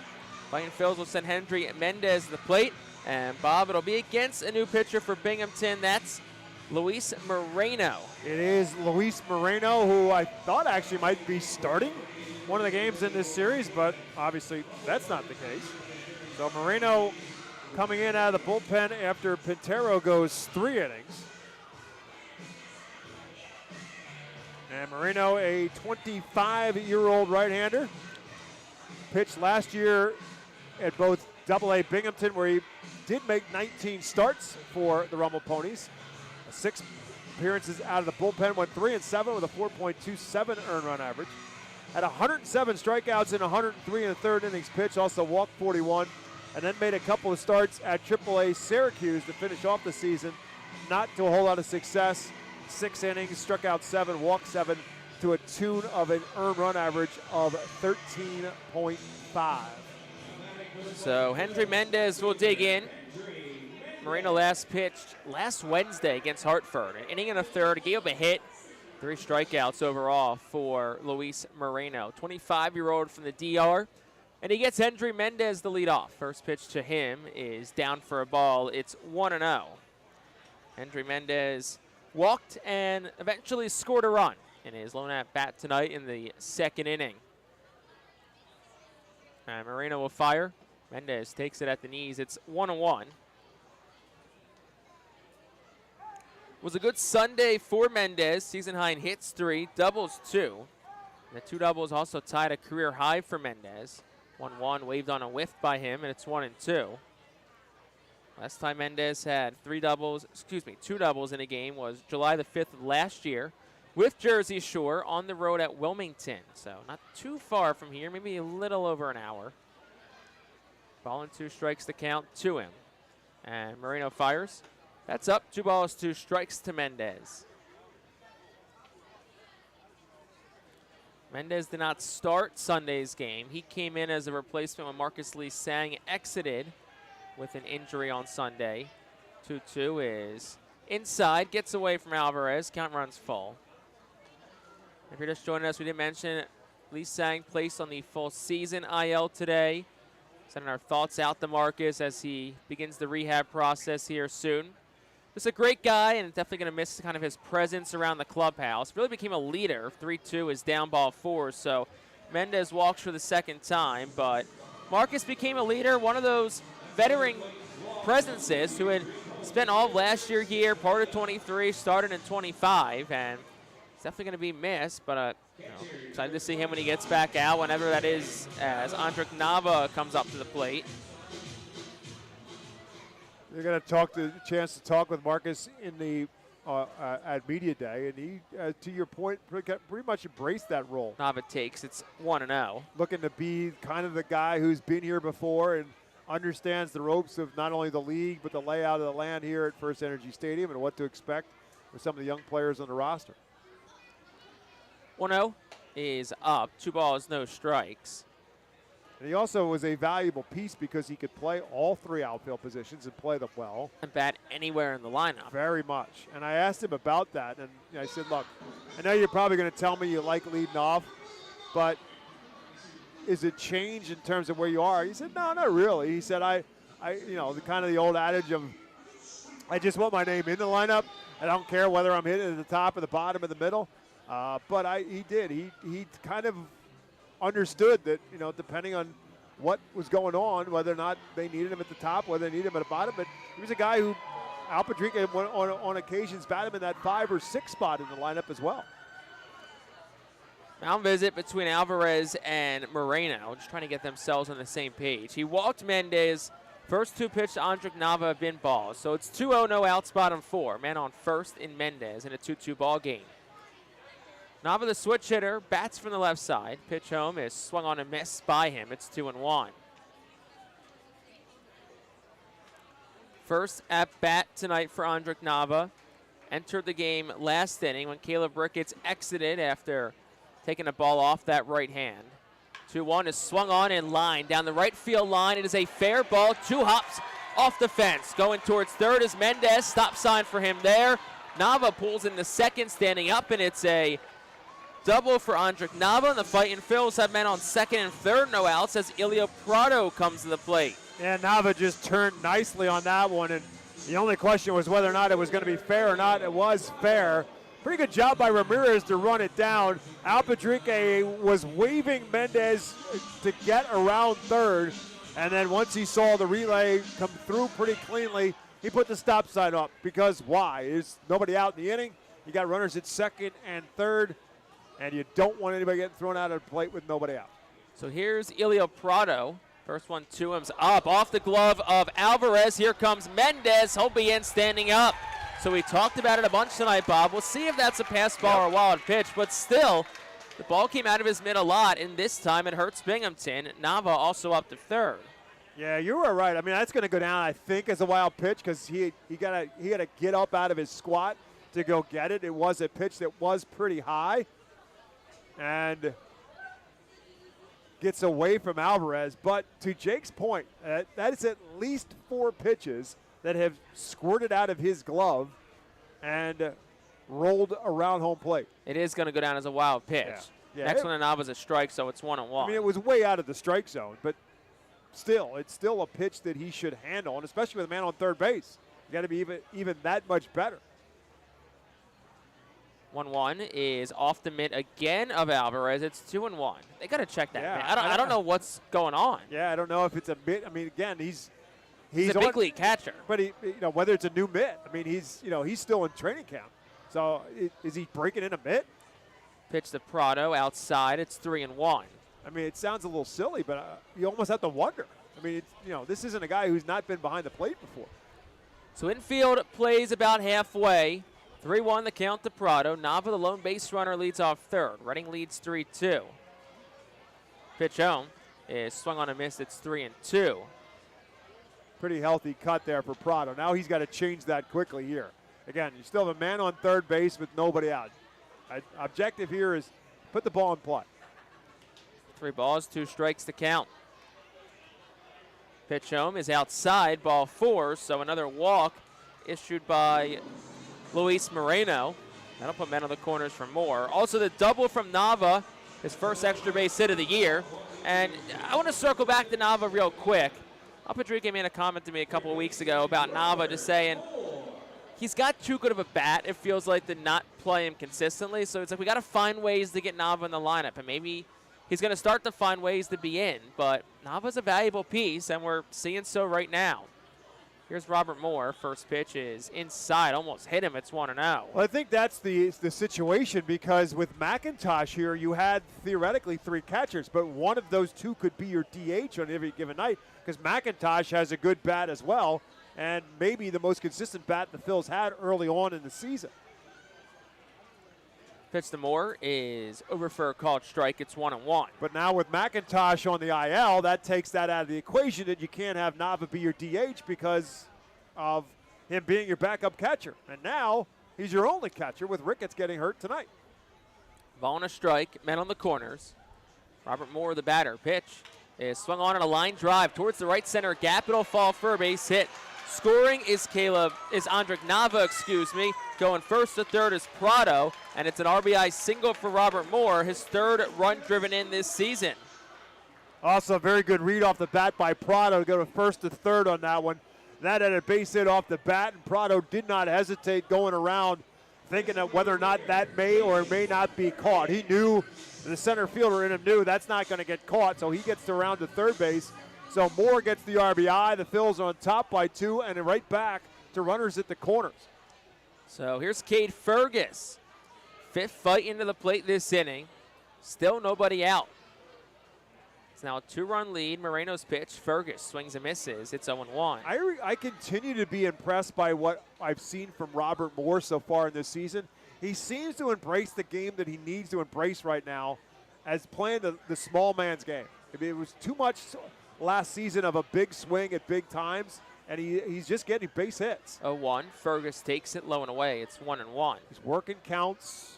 He does not seem to have that big swing that he had on so many occasions last season. And that's a perfect example of it, and an RBI single as a result. Pitch home. Fergus takes it outside corner. 1 ball, 2 strikes. Cade Fergus 0 for 1 tonight. Struck out swinging back in the second. He's got an RBI this year. Came on the game-tying home run on Sunday afternoon. Chance here to drive in a couple. 1-2. Outside, it gets away from the catcher Alvarez. Here comes Prado, will score, and it's 5-2. Well, that was not on Alvarez for sure. That was way. That is a wild pitch. That's a double wide is what that was. He had no shot to get that one. And both runners move up without a problem. That not only went to the backstop, but it rolled well to Alvarez's right after he turned to chase it back to the backstop. 1 ball, 2 strikes to count to Cade Fergus. Pitch home. That's upstairs. That's a ball. Actually, they'll run it full. 3-2 now. So it's been an adventure for Moreno here. The key for Fergus right now is to not chase. Full count. Moore leads off second. No outs, bottom 4. Pitch home. And Fergus swings and he cuts it straight back foul. It'll stay 3-2. I mean, you have to assume that Moreno has intentions of being around the plate. He's already walked 2 in this inning, not looking to walk the 9-hole hitter here. But at the same time, if you're Fergus, you cannot chase. The 7th pitch of the at-bat to Cade Fergus. Here it is. That's outside, ball 4. So 3rd walk of the inning issued by Luis Moreno. And it'll flip the lineup over to Trent Farquhar. Still no outs in the inning. 5-2 Reading leads. Now it's men on first and second.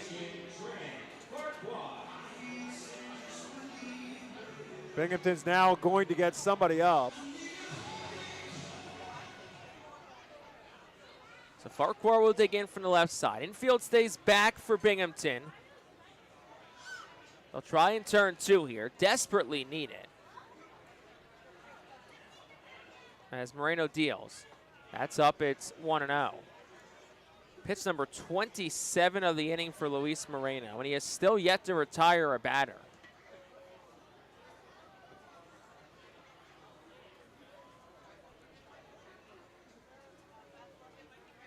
The 1-0 is on the outside corner for a strike. It's 1-1. Josh Corneli is up in the Binghamton bullpen, but I don't know if he has already been up and just waiting or if he's just getting up. But he's not throwing. Oh, now he's starting to throw. 1-1 the Farquhar. He swings and he pops it up towards right. Not deep. In comes Ramirez, the right fielder. Out goes Hernandez, and it drops between both of them.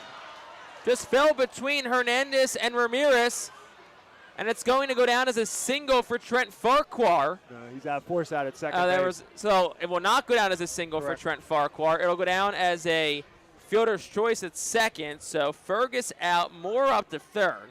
But still, how about that? Yeah, I mean, Ramirez and Hernandez are talking to each other a little bit, but that's the outfielder's ball. I mean, it was a long run for the second baseman, Hernandez. It was a long run for Ramirez as well, but he seemed to get to the spot and then just kind of gave up on it. But fortunately for him, he picked it up, and obviously Fergus is in no man's land because he thinks he's going to catch it. And First another one pitch gets away from the catcher, Wow. Alvarez. Here's Moore, he'll score, and it's 6-2. Just a nightmare inning right now for Binghamton. This is a hot mess of an inning for Moreno and the Rumble Ponies as well. We'll see whether that's a wild pitch or a pass ball. I got to think that's again going to be a wild pitch, but it was not a very good effort by Alvarez. Made no attempt to block it. He just simply tried to backhand it with the mitt. And it went through and went all the way to the backstop. It will be a pass ball this time around. Interesting. So 1-0 the count to Aiden Miller. Here's the pitch, and that is over for a strike, 1-1. So that 3 runs that have scored this inning because of pass balls or wild pitches? That is correct. 2 wild pitches and a pass ball. So 1 ball, 1 strike, the count to Aiden Miller. See if he can break this open here. Pitch. He swings, hits it in the air well. Right field, Ramirez goes back at the track. The wall, it is gone. And Aiden Miller does break the game open. A 2-run shot, his second home run of the season, and the Fightin' Phils now lead it 8-2. Well, Aiden Miller did exactly what we're talking about. Get that ball up in the jet stream here to right center field. And off the bat, you knew that had enough. And Aiden Miller making the Rumble Ponies pay for some bad pitching and some bad defenses. And we're going to get a conversation here on the mound. And it looks like it's the end of the night for Moreno. Without retired 1 batter only, and that's on a technicality, and that was on that fielder's choice that dropped in front of Ramirez in right field. So just an inning, like we said, it really spun out of proportion here for Binghamton. But if you're Reading, you'll take it. Much needed offensive onslaught so far here in the 4. 6 runs in total. And Luis Moreno's night is done. We'll step aside for a moment, and we'll have the new pitcher coming up after this here on the Fightin' Phils Radio Network.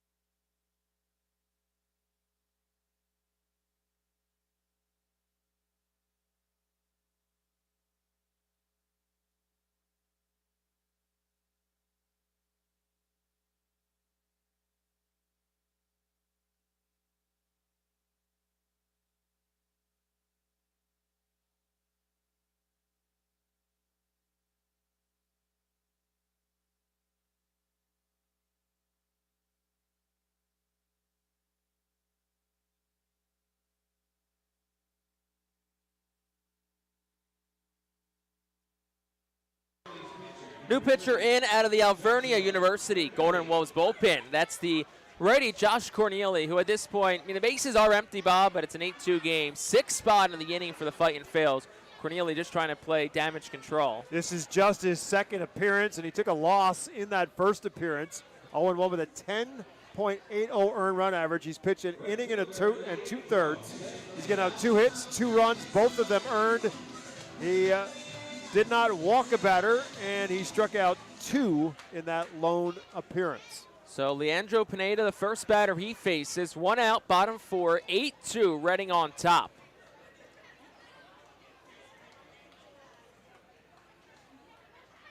Long set for Corneli, and the pitch home. That's up and in, 1-0. So for Luis Moreno, just 1/3 of an inning, 3 hits, 6 runs, all earned, 3 walks, no strikeouts. Just disastrous inning for him in Binghamton. The 1-0 is swung on and a ground ball towards first. 2 hops for Clifford, who will gobble it up and take it to the bag himself, and that is out number 2. Well, what you like Keaton Anthony, the batter. What you like to see about this in this inning for the Phils is, again, it's been a terrible inning for Binghamton. But what you did if you're Reading is you made them pay for all of that. You didn't get 1 or 2 runs out of this. Right now you put a 6 spot up there. So you made them pay for all of the sloppiness that happened in this inning. So Keaton Anthony, the batter, 2 outs in the 4th. And Corneli fires to him, and that is on the outside corner. No balls, 1 strike to the righty Anthony. It's good to see from Aiden Miller, too. Sure. It felt like he needed a big swing, and he goes the other way and hits his second Double-A home run.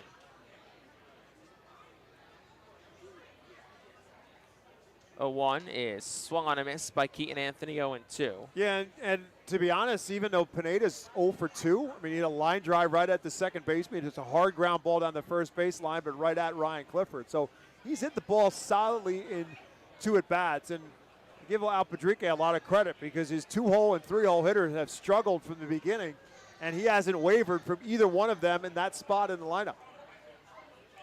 0-2, 2 outs to Anthony. Corneli's ready at the belt. Long set, fires home.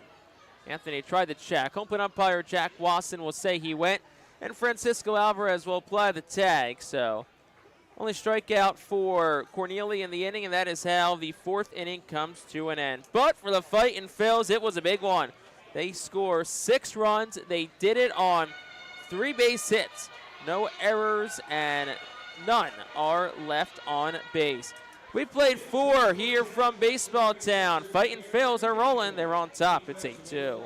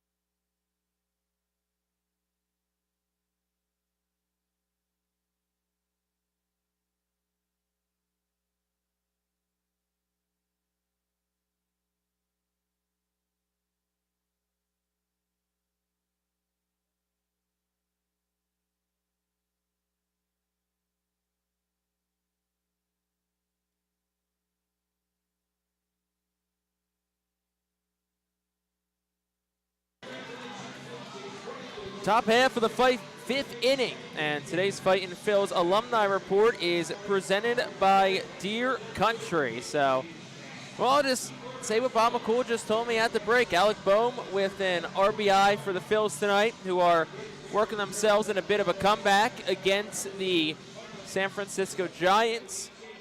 Phils fell last night 10-4, so trying to get themselves a split before the series finale, 4 o'clock first pitch tomorrow between the Phils and Giants. So top 5, 8-2 Reading leads. Ryan Clifford leads off against Aberson Castellano. And his first pitch home is taken down. It's 1-0. Technically, 2 of the 4 RBIs are by a Fightin' Phil alumni because Brandon Marsh has a sacrifice fly. So we'll take credit for that, too, because he played here last year. He played 2 games here. He's on the all-time roster. That's exactly. 1-0, swung on, ground ball. Hot shot second, gobbled up Farquhar. Throw to first in time for out number 1. That'll bring Kevin Parada to the plate. That was pitch number 19 from Aberson Castellano,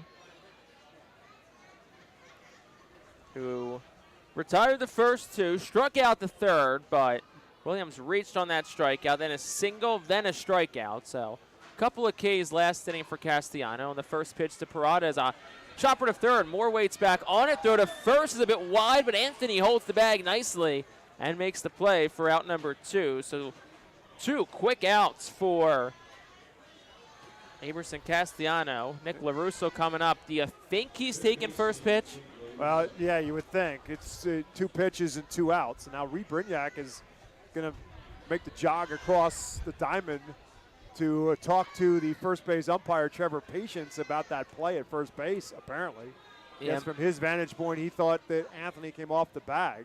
Mariano Duncan said something, and then Reed Brignac made the run across. If anything, it's cold. It gives you a chance to warm up a little bit. Well, I was just going to say that for Castellano, I mean, he has had himself an adventure, and he's done everything right. I mean, don't forget about the injury with Caleb Ricketts as well. The second batter he's facing, all of a sudden his catcher takes one off the hand, and now there's a delay with Caleb Ricketts. He tried to see if he could throw, ultimately decided he couldn't throw after taking the foul ball off the right hand, so he had to come out of the game and the change of the catcher. So he had a change of a catcher. He had the delay because of the change of the catcher, and then he got a strikeout for what should have gotten him out of the inning, or it should have been the second out of the inning, only it went back to the backstop. And then a base hit up the middle that shouldn't have been a base hit, that Aiden Miller and Trent Farquhar got a little bit off kilter with it and let it go through, and it should have been a ground out. And then he eventually got the last out. So he did everything right, but almost got himself in a bad spot. And now he gets 2 pitches and 2 outs here. And now we got an argument, and he's got to stay warm out on the mound. You almost wonder. Does Reed Brignac argue just for the sake of making him stay out on the mound? Or I would be surprised. Give your pitcher a chance to get a breather. That too. But Reed Brignac does return to the third base coach's box. But you make the pitcher stand out on the mound on a cold, windy night, and he's not wearing sleeves. Nick LaRusso is the batter, and the pitch is swung on and fouled back. Well, it takes care of your question. He swung at the first pitch. 0-1. Well, look, Aberson Castellano not wearing sleeves. If he Right. made the Twins roster, it was going to be like this every night in April probably. So feeling cold no matter what. 0-1. It's a breaking pitch. It was a nice one that just misses a hair up. It's 1-1.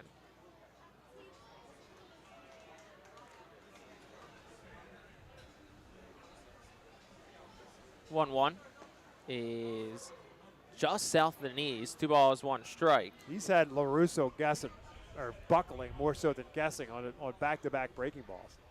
So 2-1 the count to LaRusso, who's walked and singled in tonight's ball game so far. 2-1. That's on the outside corner for a strike. It's 2-2 to Nick LaRusso. Infield back against the right-handed bat. Left side straight up. Right side has Farquhar shaded towards the bag. Anthony is about 15 feet off the bag. 2-2. Swinging a chopper, and that's foul. It's 2-2 on the third base side. I will tell you right now that Nick LaRusso is really not sure what he's going to see or what he's getting from Castellano. He has had questions on his face and questionable swing there.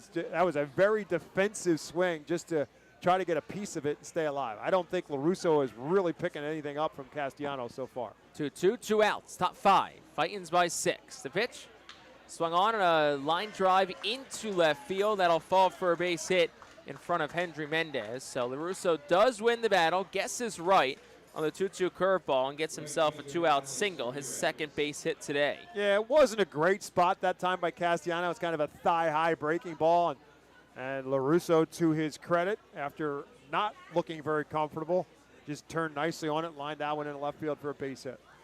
So here's Alex Ramirez, 0 for 2 today. First one home is swung on and missed. It's 0-1. So 4 batters this inning. All 4 have swung at the first pitch. Ramirez has been hacking. All 3 at bats, he has taken some healthy cuts. 0-1 is inside, off the mid of Nava. Up to second goes LaRusso, as that one squirted towards the third base dugout. So we'll see if that's a pass ball. Probably will. It has not been a catching clinic tonight, that's for not sure. at all. I mean, it was inside, but it certainly was a ball that Nava should have handled.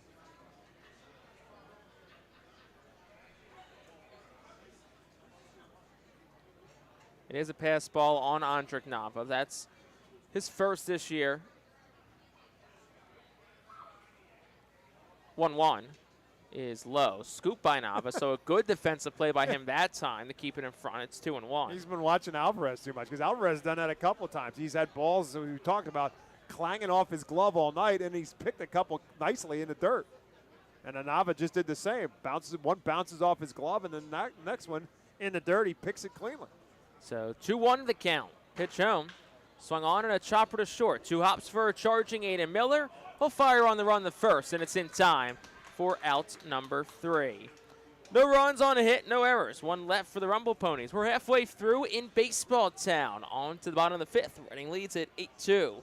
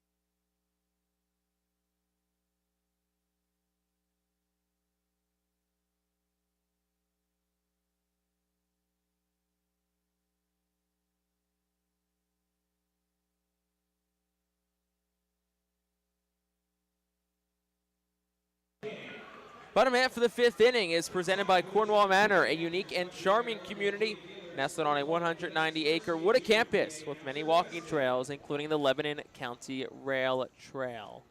8-2 Fightin's lead in this home half of the 5th inning, as Hendry Mendez will lead things off for the Phils, who sent 9 men to the plate in the bottom half of the 4th inning. It was a 6-run inning, which I think the highlight of the frame was the 2-run home run by Aiden Miller, his 2nd home run of the season. And now it's Hendry Mendez who digs in from the left side, working against Josh Corneely, who's back out for his first full inning of work. Now that wind is really picked up, going out to right field.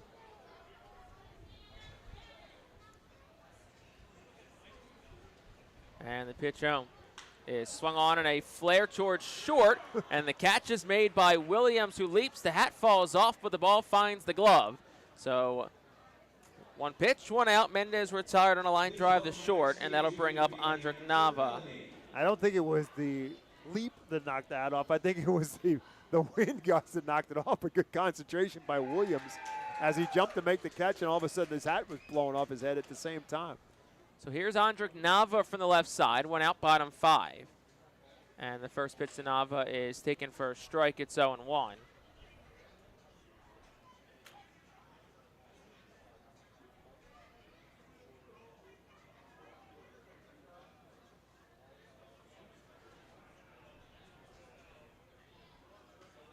Next pitch is down for a ball. It's ball and a strike to Andrik Nava. Nava, who doubled, moved up to third on a wild pitch, and eventually scored on Robert Moore's single last inning. And the pitch home is swung on and missed, 1-2. Nava, who entered this game a few innings back after Caleb Ricketts exited after taking a ball off his right hand. 1-2 is down. 2 balls, 2 strikes to count to Andrik Nava. So obviously he hoped it's nothing serious for Caleb Ricketts, not only just for him personally because of the injury problems he had last year, but also for the Fightins in their catching situation. 2-2. Swung on and lifted foul to the left side. It'll stay 2 balls and 2 strikes. Nava joined the Fightin Phils last season. Missed some time with a leg injury, then did come back for the back part of the season. 2-2, misses down. 3 balls, 2 strikes to count to Andrik Nava, the catcher.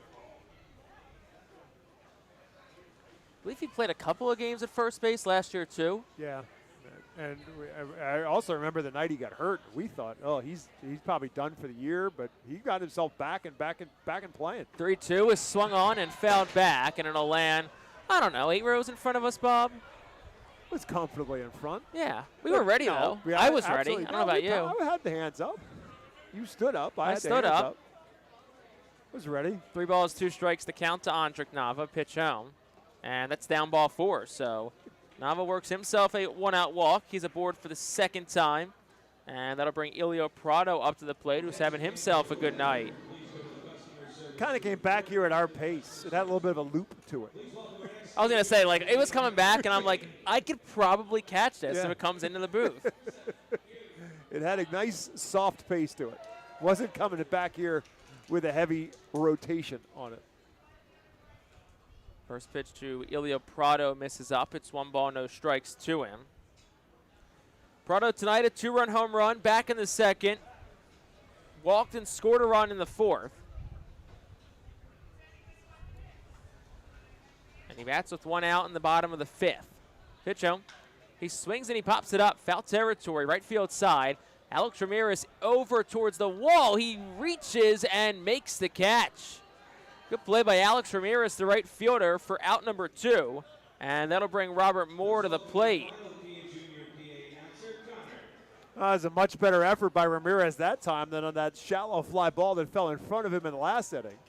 But he chased in there, running over there, and also knowing very much so that that tarp is somewhere nearby. And you're looking up, but all you know is that the tarp is laying at your feet somewhere, and you're not really sure where it is, but he made a nice catch.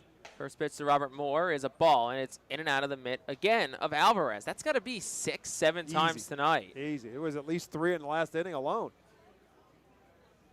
So 1 ball, no strikes to count to Robert Moore. Andrik Nava leads off first. 2 outs in this 5th. The pitch home is inside. 2 balls and no strikes.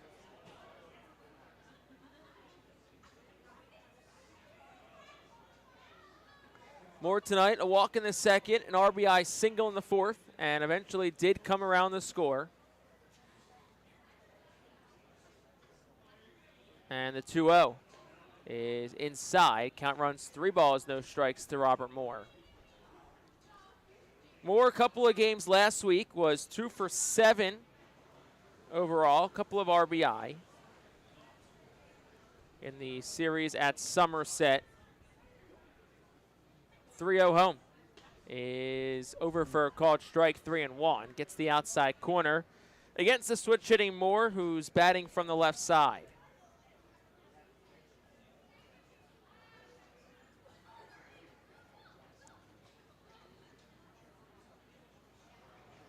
Ready at the belt, fires home, and Moore swings, belts it, deep right field. Ramirez back, it's way out of here. Robert Moore, 2-run shot, first home run of the season, and the Fightin' Phils have put double digits up. It's 10-2. Well, his last time around, we were talking about Robert Moore and playing a little bit more of the small man's game, but we also told you that last year we could see that pop in his bat. And it's kind of interesting because the 3-0 pitch, Robert Moore took for a ball and kind of started to jog to first base thinking it was outside. Now, we got the chance to look at it from the radar perspective, and it did look like it did catch the corner, and it was a decent spot where you could say, all right, well, maybe that was a strike. So, all right, get back in the box, and what does he do? He hits a home run instead. First pitch to Cade Fergus, the ball 1-0. So, in hindsight, I'm sure Robert Moore will trade the walk for the 2-run home run. 392 feet, 110 off the bat. That might be the hardest and furthest I've ever seen Robert Moore hit a ball in game. He had a few, I know, in Hartford last year, but that one was smoked. Fergus takes it for a ball. It's 2-0. Yeah, I don't think the wind had a whole lot to do with that one. I think that ball's out of here just like Aiden Miller's. I think Aiden Miller's, even though it got up in the jet stream, I think Miller's is probably out of here without the wind as well. And I have no doubt Moore's is out on any night. Correct. 110 off the bat, yeah. Pitch to Fergus. He swings, fouls it straight back. It's 2-1. Third home run tonight for the Fightin' Phils. They entered tonight with 4 home runs total through 9 games. And 2 of them in the 9th inning of the last game they played. They had 2 home runs going into the 9th inning. Right. We'll have to do some math here in a second. So in 6 innings, they've hit 8 of their 10. How many home runs did you say they have? They have 3 have tonight, so they have 7 total. 7. They've hit 5 of their 7 home runs in the last 6 innings. And they played a lot more than 6 innings before that. 3 balls, 1 strike. The count to Cade Fergus. And the pitch. Outside, ball 4. That's the other thing they're doing. They're making Binghamton's pitchers pay for walks in this game. Yeah, that's the 8th walk issued by Binghamton pitching tonight. It's also Prado's home run was following a walk to Mendez, and obviously Aiden Miller's home run was after some issues that Moreno had with a couple of walks in that inning as well. So here's Trent Farquhar with 2 outs in the 5th. And the pitch home is swung on and popped foul. Out of play behind home plate. And it's 1-0 to Farquhar. So with Prado's home run and with Moore's home run, they turned walks into 2-run home runs. And again, Aiden Miller's 2-run home run was the end of just a mess of an inning for the Rumble Ponies. Pitch home is down. It's 1-1.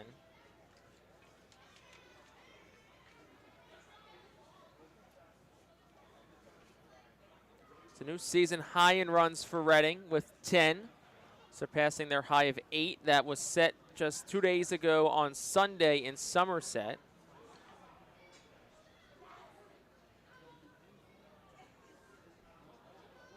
(10-2) Fightin's lead, bottom half of the 5th inning. Pace of play has definitely not been a thing tonight. 1-1 is swung on and popped up. Third base side, foul territory. Alvarez off with a mask, and this time he's able to make the catch, and it sticks in his glove. And that will retire the side in the 5th. But the Fightin' Phils get a couple more. They had 2 runs on 1 hit. It was the Robert Moore home run. There were no errors and 1 man left on base. We will head to the 6th. Fightin' Phils are rolling tonight. They lead it 10-2.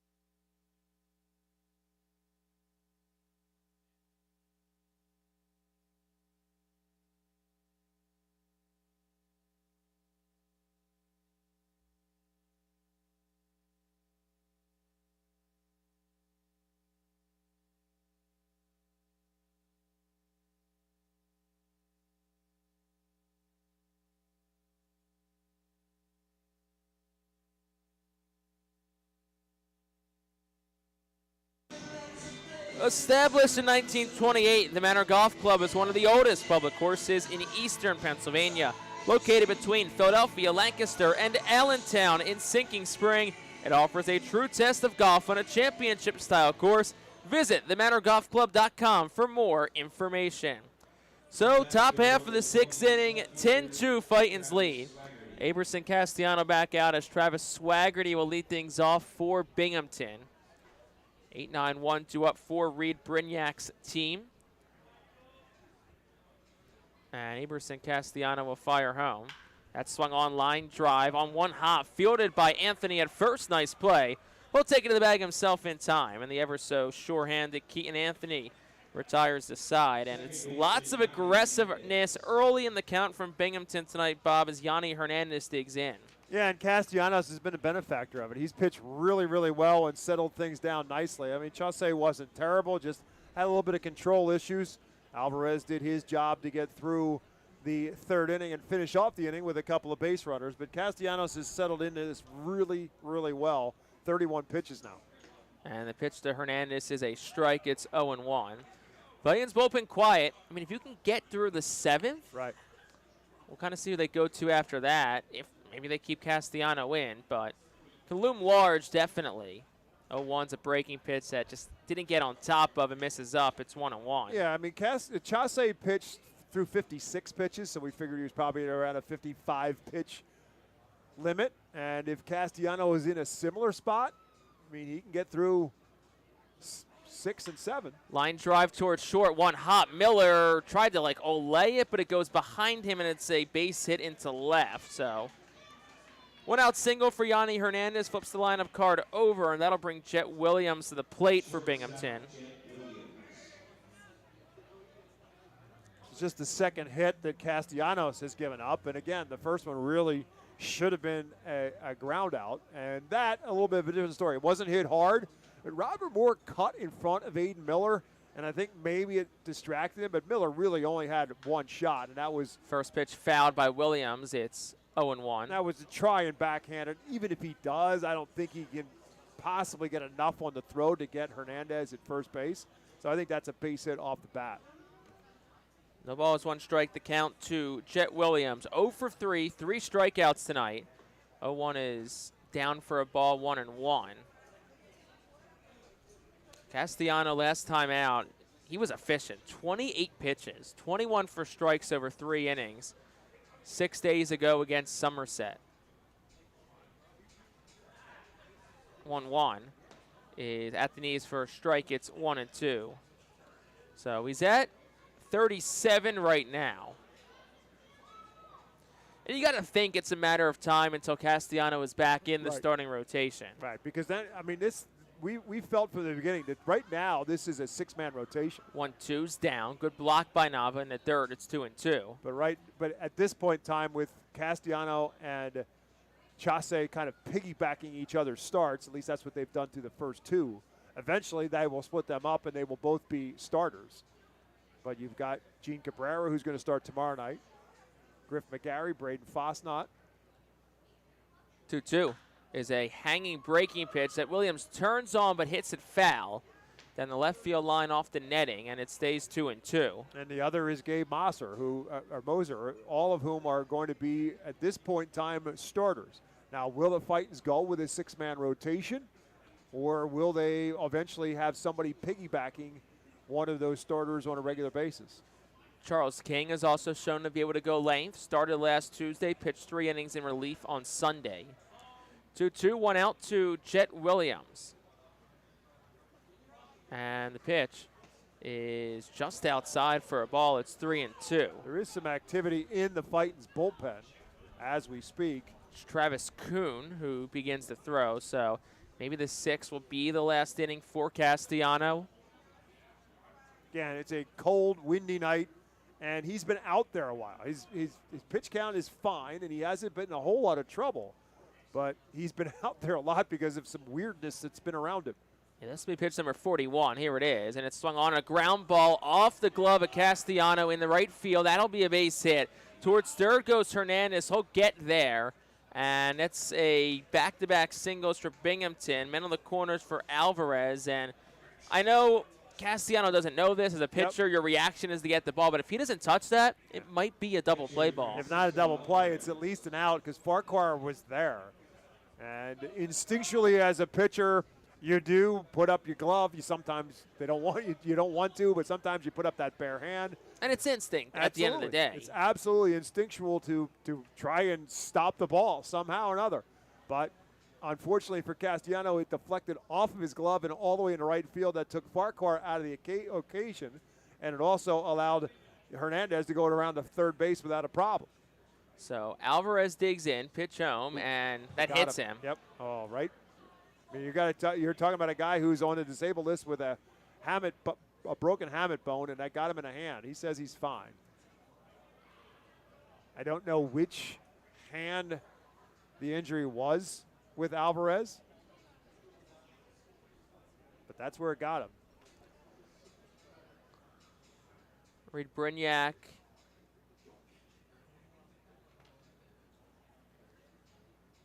I think he was going over. Now Reed Brignac's just standing on home plate. Yeah, he's standing at home plate talking to the home plate umpire. This may be he might be making a change here. Is he going to take him out?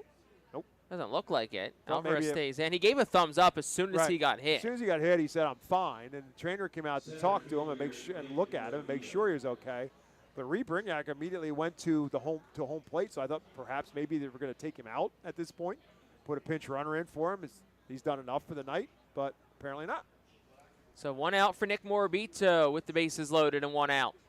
First pitch to him is That hit the bat. Yeah, foul ball. Umpire didn't signal anything at first, but it is a foul ball, 0-1. I think it might have hit the knob of the bat on the check swing.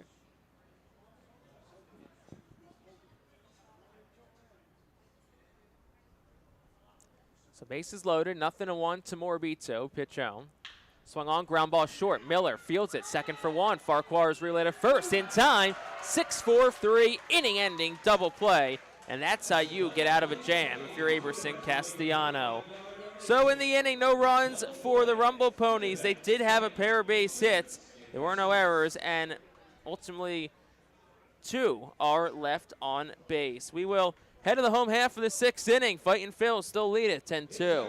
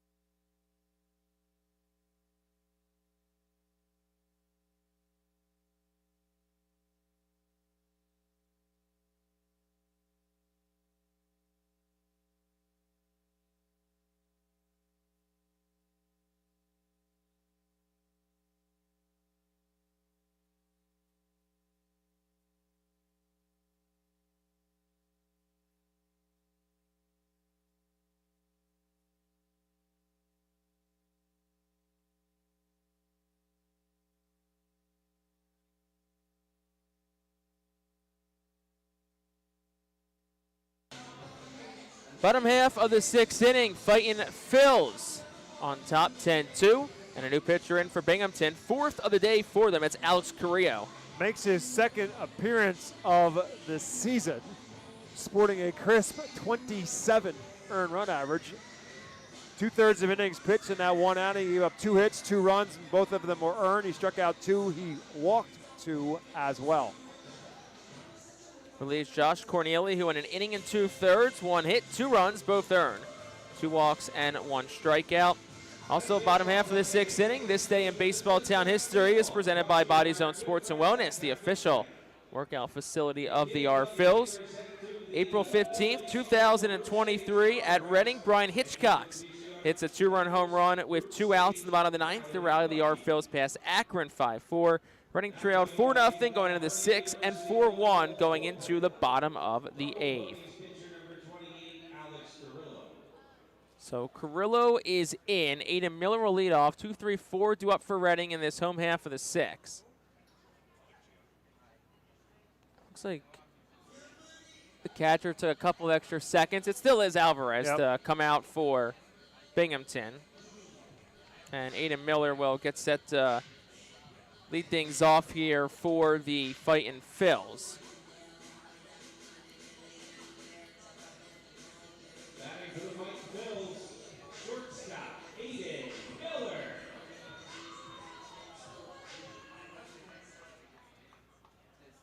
So Aiden Miller will dig in from the right side. Once again, 10-2, Fightin' Phils on top of Binghamton. It's been a great night offensively for the Phils. And let's see if they can add some more on in this home half of the 6th inning.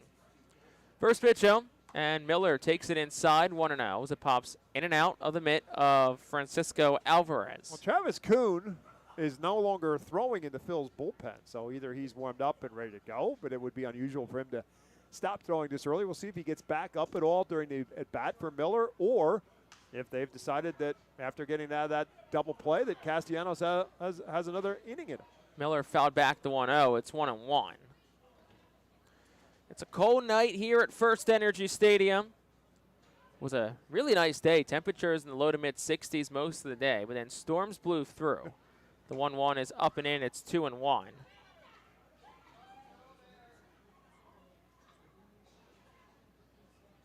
And has really kind of dipped the temperature, and especially the wind chill so far tonight. And stepping off is Alex Carrillo. Here's what I'll be curious to see now with Travis, with Aiden Miller, Jake. If you remember an opening night when he hit the home run, we felt like the swing got a little big, the rest of the night. And I'm sure it had nothing to do with it, but then he did not play in game 2 of the series against Portland. And now here he is coming off the home run. So I just want to see if the swing changes at all for Aiden Miller. Because again, after that first inning, that first game home run, we just felt like the swing got a little bit big. So hopefully he stays within himself.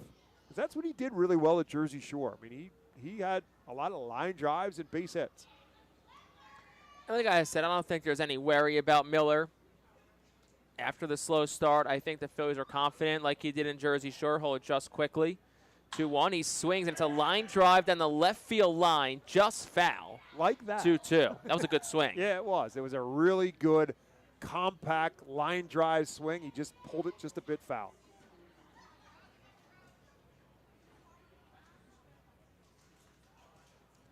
So 2 balls, 2 strikes to count to Miller, who's 1 for 3 tonight. The one being the home run. 2-2. Swinging a bat, struck him out. Out in front of a sinker at 89 from Carrillo. So strikeout number 1 for Alex Carrillo, and that'll bring Leandro Pineda to the plate for the Fightin' Phils.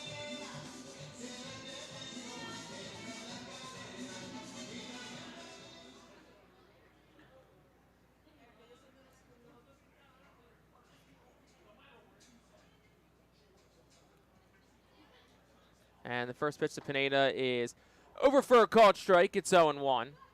As I said last time up, Pineda's hit the ball well the last 2 times up. Just hit it right at the second baseman, hit it right at the first baseman.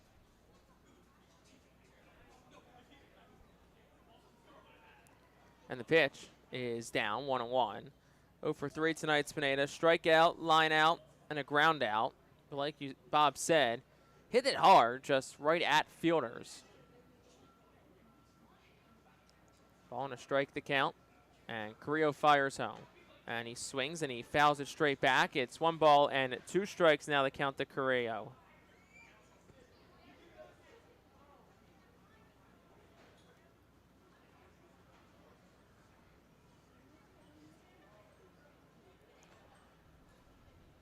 Pineda hitless across his last 3. Looking to snap that drought here. The 1-2 is swung on and it's popped up. Shallow left. Back goes Williams, the shortstop. Drifts back as the wind grabs it and he drops it. To second goes Pineda. Here's the throw. He's safe. So Leandro Pineda will take that, I'm sure. Assume it's going to be an E6. Yeah, it hit him in the head, too. So right now, the question is make sure he's okay. And that's all the wind. I mean, the ball looked like it just a kind of a infield pop-up maybe behind the infield. It just kept drifting, and the wind just kept blowing it backwards, and Williams kept fending it off, and eventually it came down and hit him in the head. So the trainer and Reed Brignac are now going to come out and check on the shortstop. So it is an error by Jet Williams. That's his 2nd of the year. He had it sized up, and then the wind gusted up to 33 tonight, just took it for a ride. Correct. I mean, he was just bad. He was fighting it all the way. And even though it was off the bat, it was routine. Once it got in that wind, it was anything but routine. So they're taking a look at Jet Williams. Looks like he's okay. Man, I think it got him in the face. He's kind of laughing about it right now. Now he's kidding with Pineda. So I think it's safe to say he feels okay. Yeah, he's okay. At least right now. I might not feel so good tomorrow. Yeah, just one of those nights. Yep. Especially for Binghamton, but when it's cold like this and the wind's whipping around, anything in the air is an adventure. So here's Keaton Anthony with 1 out, digs in from the right side. And the pitch home is swung on and it's lifted. Foul territory, first base side. Clifford over, he'll run out of room as it lands on the roof of the Savage dugout suite for strike 1.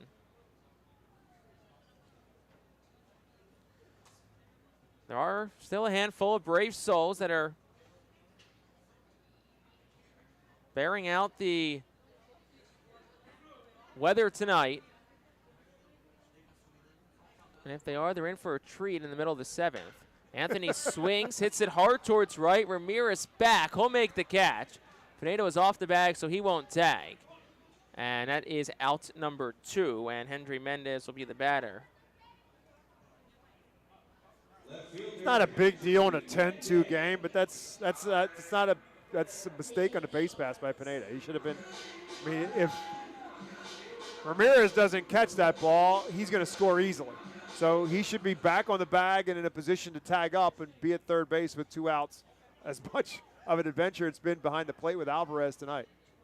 So here's Hendry Mendez, and the first pitch to him is outside for a ball. It's 1-0. Couple of walks for Hendry Mendez tonight. He has scored a run both times that he has walked in tonight's ball game. As Pineda leads off second, the pitch is outside, and it's dropped again by Alvarez, and it's 2-0. Yeah, I'd love to know the story of this. You got to think it's a new man, right? That's the only thing I can. That's the only thing I can put on it. Again, he hasn't caught and played a whole lot with the injury, and that's the only thing I can think of is he's breaking in a new glove. 2-0 is checked by Mendez. They'll say he went. Davian Fry, the third base umpire, on the appeal, and it's 2-1.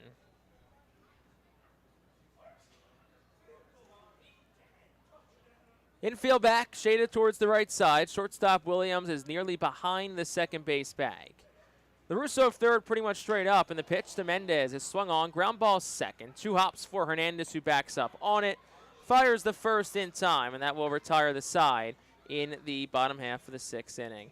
No runs for the Fightin' Phils, no hits. There was an error. That man is left on base. 2/3 of the way home. This game moves right along. We'll go to the 7th. Reading leads it 10-2.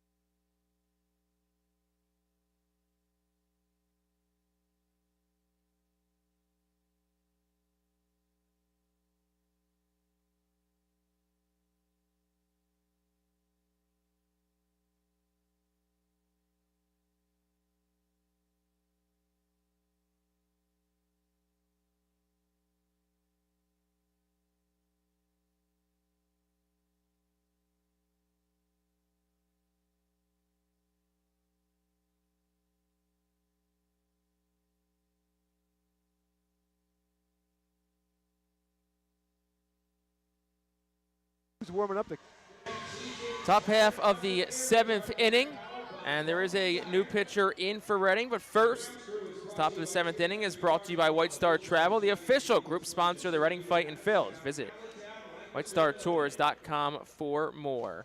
New pitcher is in for Reading, Bob. It is Travis Kuhn out of the Alvernia University Golden Wolves bullpen. making his 4th decision of the 4th appearance of the season. He has 2 decisions, a win and a loss, an ERA of 12. He's pitched in 3 innings. He's given up 4 hits, 4 runs, all 4 of them earned. He struck out 4. He has walked 3. So looking back at the line for Castellano tonight, another strong night for him. 3 innings, 4 hits, no runs. Double play did help that too. No walks and 2 strikeouts. And so Travis Kuhn is in. Ryan Clifford is the leadoff batter.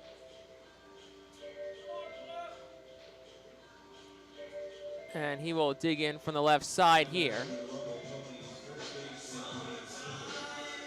Ryan Clifford tonight is 1 for 2, RBI double in the first, which for Binghamton at this point feels like it was quite a while ago.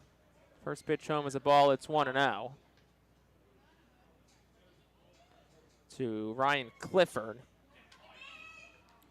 As Bob said, 4th appearance of the season for Travis Kuhn, Laguna Hills, California native. And that's a ball again. It's 2-0. Was Laguna where the Ball brothers were from? I don't know the answer to that. Sounds familiar. 2 balls, no strikes to Ryan Clifford, the pitch, and that is up ball 3. I was going to say about Kuhn, but the big numbers for Kuhn happened on opening night. He ended up taking a loss in the 14-6 decision to Portland, but he gave up 2 of the 3 home runs he's given up in that night. That's ball 4, so 4-pitch walk to Ryan Clifford to start this inning. And that'll bring Kevin Parada to the plate, who's 0 for 3 in tonight's ball game. Designated hitter Kevin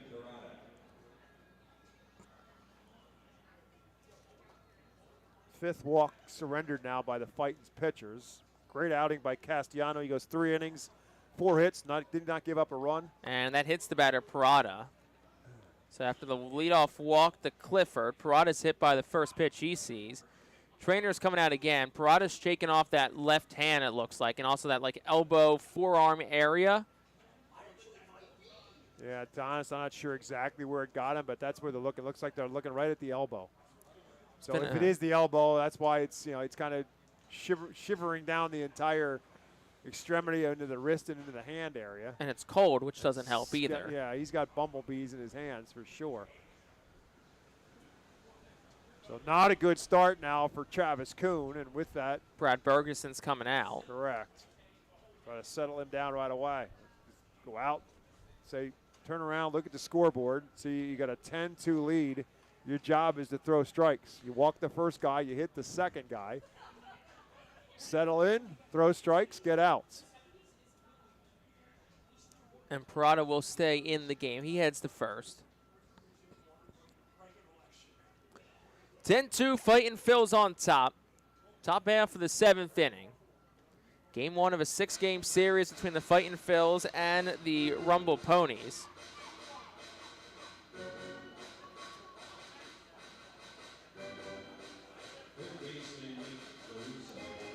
Reading lost the season series to Binghamton last year 11-7.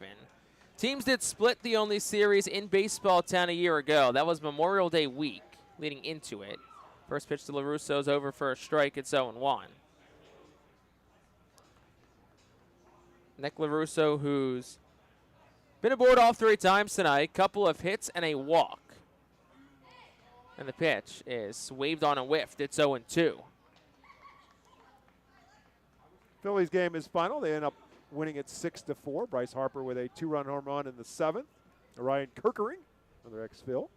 Fightin' Phil, that is, gets the win for Philadelphia. 0-2 the count to LaRusso. Pitch home. Over for a called strike 3.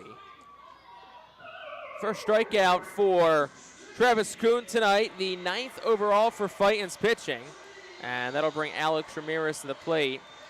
Was down at the Phillies game last night, primarily to talk with Dusty Wathen, former Fightin' Phil's manager, and the newest election to the Baseball Town Hall of Fame. Him, Trevor May, and Darren Ruff will go in on June 12th. First pitch up for a ball 1-0, but had a chance to interview Dusty, talk about his time in Reading and his induction into the Hall of Fame. That interview will air a little later down the line as we get closer to Hall of Fame night. 1-0 is over for a strike. It's 1-1, but also had a chance of passing, chatted with Orion Kirkering for a couple of minutes. Always good to catch up with him and the former Fightin' Phils that have fought their way to the big leagues with the big Phils or, any other team. 1-1 is swung on at a chopper out in front of the plate. Kuhn fields. Only play is the first, and he rifles one over in time for out number 2. So 1-3 goes to put out. Clifford goes to third. Parada's up to second. And that'll bring Travis Swaggerty to the plate with 2 outs in the 7th. Good job by Nava, the catcher, calling the signals. On that high chopper off the plate, Kuhn charges it, and Nava comes out, and he's his guidance right there, just telling him, throw it to first, just get an out, get the second out of the inning. It's an 8-run advantage. So Swaggerty's up. He's 0 for 3 tonight. First pitch, a bit outside. It's 1-0. Yeah, at this point of the game, you're just playing the race to 27 outs. Yep. Infield back, 2 outs. Men on second and third for Binghamton. Outfield pretty much straight up. Center fielder Prado maybe a step or 2 towards the left center field gap. Pitch home. Is over for a called strike. It's 1-1. currently in my head just going through the lyrics to take me out to the ball game, just making sure that I remember all of them. I do, but it's been a while. Don't you have a cheat sheet somewhere? I should pull up the lyrics. 1-1 is at the knees for a strike. It's 1-2. I can't help you. I'll be under the counter. You'll be under the counter. I'll be under the counter. Actually, I'll be in the. Hopefully, you're able to get back I'll up. be in the Binghamton radio booth. I want to make sure they can hear it. 1 ball, 2 strikes, 2 outs to count Travis Swaggerty, former Pittsburgh Pirate. And the pitch misses a bit up and away. It's 2-2. Yanni Hernandez awaits on deck. He's got a hit a couple of times aboard tonight. Of course, Coons trying not to face him in the 7th inning. 2-2. Swung on in a chopper. Back to the mound. Coon has it, and he will throw to first. And that will retire the side in the top of the 7th. No runs. No hits. 2 left for the Ponies. We'll be back after this on the Fightin' Phillies Radio Network.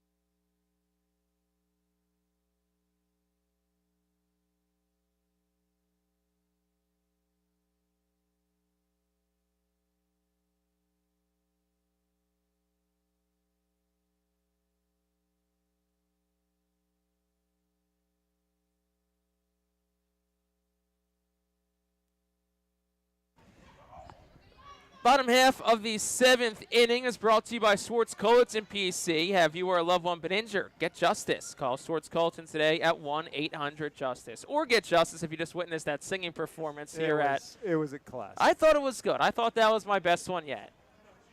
Mid-season form in April. I thought the vocal pitch was good too. Anyway, Fightin's lead at 10-2. Andrik Nava leads off for Reading. In this home half of the 7th inning, Jake Starr, Bob McCool. Appreciate you spending your Tuesday at night with us. And the first pitch to Nava is outside for a ball. It's 1-0. It's been a good night for the Fightin' Phils. 6 runs in the 4th kind of was the break open point of this ball game. 1-0 to Nava's down, 2 balls and no strikes.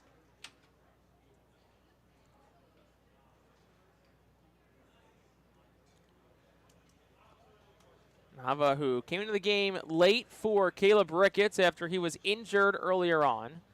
2-0 misses outside. It's 2 balls and 1 strike to Andrik Nava, who has a walk, a double, and has scored 2 runs tonight. And it's a 2 ball, 1 strike count. The pitch is outside. That's actually ball 4. To Nava, so it's thrown off by the scoreboard here. So Nava works a leadoff walk from Alex Carrillo, who's back in for Binghamton. There also is a defensive substitution for Binghamton. Matt O'Neill is in for Francisco Alvarez, and the first pitch towards O'Neill is dropped, and it's 1-0. And up to second will go Nava on what will probably be a wild pitch against Carrillo.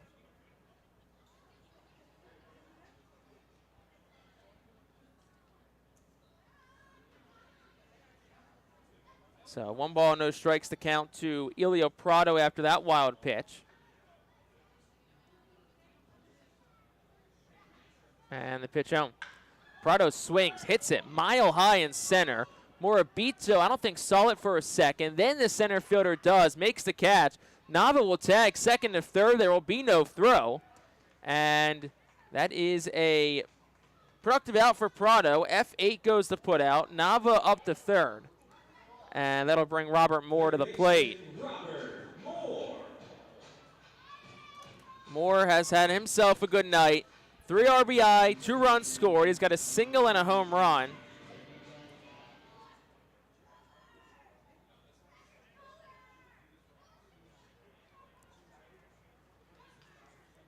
And the first pitch to Moore is out for a ball. It's 1-0.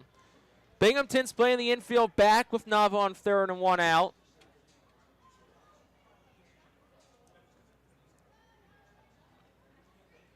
So basically any ground ball should score a run. Pitch is over for a strike. It's 1-1. Right as I say that, the infield comes up to about halfway.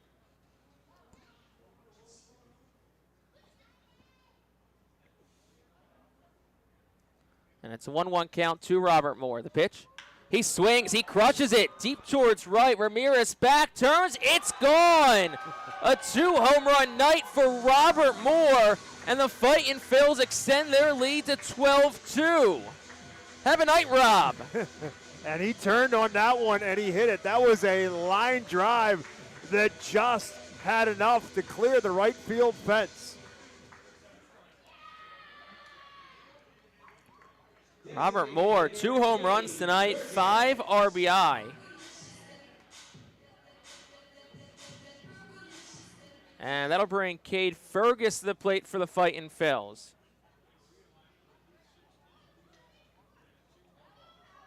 And the first pitch is a ball. It's 1-0. So for Moore, he matches a career high in home runs and a career high in RBI. Both of those marks came June 1st of last year at Hartford. And I think this game's right up there for Robert Moore. Pitch home is over for a strike. It's 1-1. It was going to be an interesting scenario for Robert Moore. Obviously, Aiden Miller is going to play shortstop on most nights, almost every night. 1-1 is inside 2-1. But look, if Moore can keep playing a good defensive third base, he's going to find himself in the lineup, especially if you swing the bat like that. Well, I was going to say, you figured that maybe he's going to share some time with Trent Farquhar, but Farquhar has kind of solidified himself in that leadoff spot. 2-1, and Fergus will check his swing. And they'll say he went. Trevor Patience at first. It's 2-2. And it's just simply that Al Padrique really likes what Trent Farquhar gives him in that leadoff spot, and you can see why, because he's just getting on base, whether it's some hits, but more, with walks as well. So where's Robert Moore going to get his spots? Well, it may come very much a lot more at third base. 2-2, and that's swung on, and a ground ball deep in the hole short. Fielded backhand Williams. Throw to first on a hop is in time. Good play by Chet Williams at short. 6-3 goes the put out. 2 outs in the 7th for Trent Farquhar. Redding's got 12 runs on 6 hits tonight. Yeah, how about that? Well, they've hit 4 home runs, so that'll help. They've played the long ball for sure, and it's been all multiple home runs. They're turning. That's the third time this inning is the third time they have turned a walk into a 2-run home run. And it's going to be a new pitcher coming in for Binghamton as Alex Carrillo's night is done with 2 outs in the 7th. Back after this, the Fightin' Phils on top, 12-2.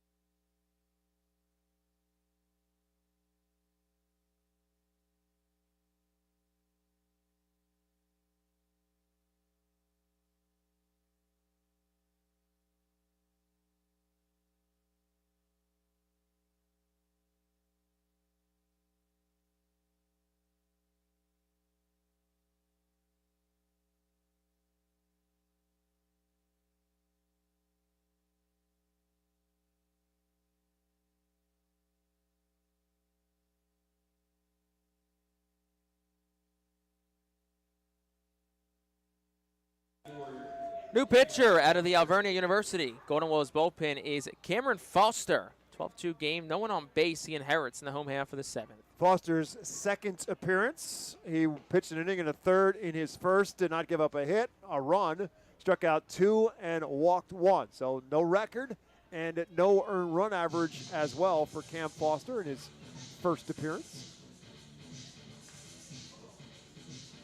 Trent Farquhar will be the first batter that he faces. Aiden Miller will be on deck should Farquhar reach. Line closes on Alex Carrillo, 2 inning and 2/3, a hit, 2 runs, both earned, a walk, and 1 strikeout. We talked at the beginning of this game, Jake, about the fact that neither one of these two teams have done a whole lot of hitting through the first portions of their series, first portion of their season. And obviously the Phils have unloaded here tonight with 12 runs, but only with 6 hits because of the long ball.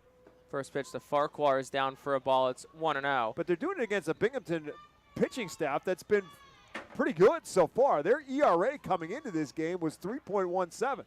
There's a team that was, despite their lack of hitting, was 3-4. 1-0. Farquhar takes first strike, 1-1.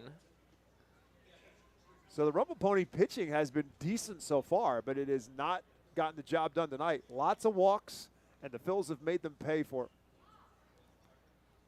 1-1 is outside for a ball, 2-1. And that's the thing. The Fightin' Phils have made Binghamton pay for mistakes. Walks, hit by pitches, pass balls, wild pitches, errors. Every time Binghamton's left the door open, the Fightin' Phils have went right in. Pitch is down, 3-1. Just 4 left on base tonight. And we go back to the opening weekend. That was kind of a constant theme. Reading got base runners. They weren't getting them home. Correct. Tonight, it's been a different case. I mean, if you go back to the opening series, they had 3-1, swung on, ground ball, right side, under the glove of a diving Hernandez at second, into right field, base hit. So first hit tonight for Trent Farquhar, second time he's been aboard, and that'll bring Aiden Miller to the plate. the Portland series, the Fightins left double-digit men on base all 3 games, 12, 11, and 10 in consecutive orders in the first 3 games of the series. So they were getting men on base, but they just didn't get big hits at big times. Again, tonight, that's the 7th hit of the night. There's also been 9 walks in the game, and they have turned walks into multiple run innings. First pitch to Aiden Miller is taken for a strike. It's 0-1. 1 for 4 tonight is Miller. Had a 2-run home run in the 4th inning. Phillies number 2 overall prospect. In from the right side. And the 0-1. Swing and a miss. It's 0-2 on a pitch in the dirt. Be curious what Miller was thinking on that pitch. It was an 0-1 pitch, and he went for it all there, and it was a breaking ball into dirt. But he had made up his mind he was going to go for it on that pitch, and he was fooled badly. 0-2. Miller takes called strike 3, and that will end the 7th inning. But the Fightin' Phils get 2 more runs. They did it on 2 hits, including the home run from Robert Moore. There were no errors, and 1 man is left on base. We will head to the 8th. Fightin' Phils lead by double digits. It's 12-2.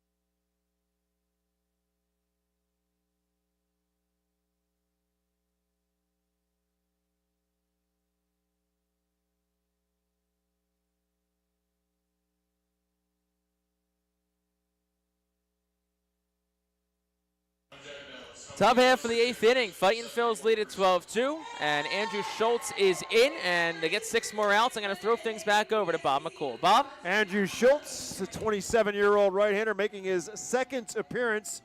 Did not break camp with the Phils, was in extended spring training, but made one appearance on the road trip to Somerset, and did not go well. He gave up 2 hits, a run, struck out 2, and did not walk a batter. So his ERA is at 9 as he steps in with a 12-2 advantage. And the Rumble Ponies will send 9-1-2 up here in the top half of the 8th inning. And the right-hander comes and misses just outside for a ball. Yanni Hernandez 1 for 2 on the night. He's been on base 2 of the 3 times. Out of the 9 spot, he walked back in the 2nd inning and singled in the 6th with a ground out to 3rd base in his other appearance. 1-0 pitch coming from Andrew Schultz is there for a called strike. Schultz in his 3rd season in Reading, pitched last season in 40 games, went 1-3 with a 4.87 earned run average. 40 2/3 innings pitched. He struck out 52. He walked 25. As this one is lifted into shallow left field. Hendry Mendez will make the catch for out number 1. Been a pretty quiet night in the outfield, as that is the first out here in the 8th. And it will bring up the top of the order and Jet Williams. Williams is 1 for 4 on the night, struck out 3 times and singled his last time up.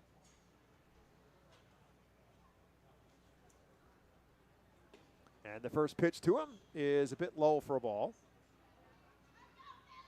Schultz, the 5th pitcher of the night for the Fightin, started by Moises Chasse. He went 2 1/3 innings pitch. Nelson Alvarez came in to finish the 3rd inning. And an excellent effort from Aberson Castellano, who went 3 innings for Reading. Travis Kuhn pitched the last inning, the 7th, and now here's Schultz in the 8th with a 2 balls and no strike count on Jet Williams. And the pitch is outside. It's 3-0.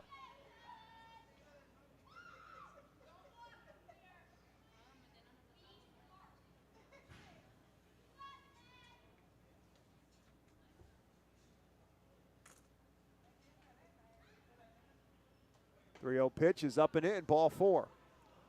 So a 1-out walk puts Jet Williams on for the 2nd time in the ball game, and now it looks like Francisco Alvarez, who again is on the Major League rehabilitation appearance from New York, is done for the night. And so it'll be a new stick in the lineup now for Binghamton. Matt O'Neill will pinch hit for Alvarez.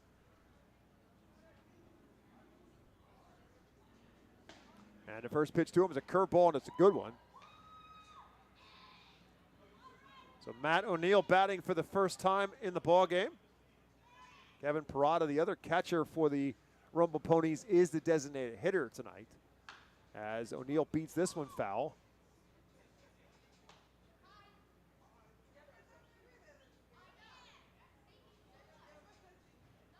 Jet Williams, the runner at first base, does have good wheels. Not going to be running in a 12-2 ball game, however. So Keaton Anthony does not bother to hold him on. And the pitch to the plate just misses outside. Andrik Nava with a long hold on that pitch that just missed the outside corner. And it's 1 ball and 2 strikes now to Matt O'Neill. Again, tonight was the 11th game that Alvarez has appeared in from an injury rehab spot, as this one again just misses and it's 2-2. Alvarez played in 3 games. It's the 4th game. He played in 3 games in St. Lucie before coming here, and I'm not sure how much longer his rehabilitation spot in the minors will continue, if they feel as if he's got the timing down and is headed back to New York or not, as this pitch is over for a call. It's strike 3. O'Neill taking all the way, and he takes 3rd strike. That's 2 down here in the 8th. So that'll bring up Nick Morabito. Morabito 0 for 3 on the night, walked and scored a run back in the 1st inning.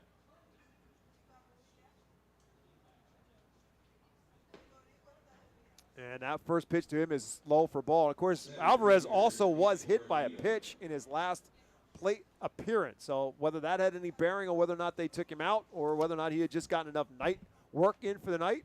Shouldn't have got enough work in just picking a baseball up off the ground as many times as it bounced out of his glove. It's 2 balls and no strikes now to Nick Morabito. Yeah, you make a good point, Bob.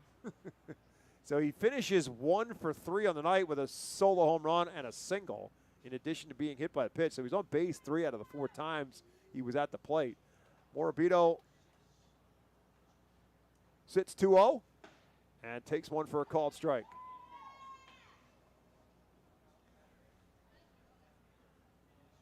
Jet Williams, the runner at first base, now with 2 outs. And 2 balls and 1 strike to Morabito. And again, Schultz misses outside. It's 3 balls and 1 strike. Schultz with a very identifiable delivery to the plate. Never have to wonder whether is that Andrew Schultz warming up or is that Andrew Schultz in? Very distinct reach back and delivery on in his delivery. And he delivers that one for a strike on the outside corner, and the count is now full. So Williams will be off with 2 outs and a 3-2 count. Again, Keaton Anthony will take another couple of steps back behind him at first base as Schultz delivers. Over for a call, it's strike 3. So he strikes out back-to-back batters looking, O'Neill and Morabito. And for the Rumble Ponies in the 8th, no runs, no hits, no errors, and 1 man left. We'll head to the bottom of the 8th. It's a 12-2 Fightin's lead.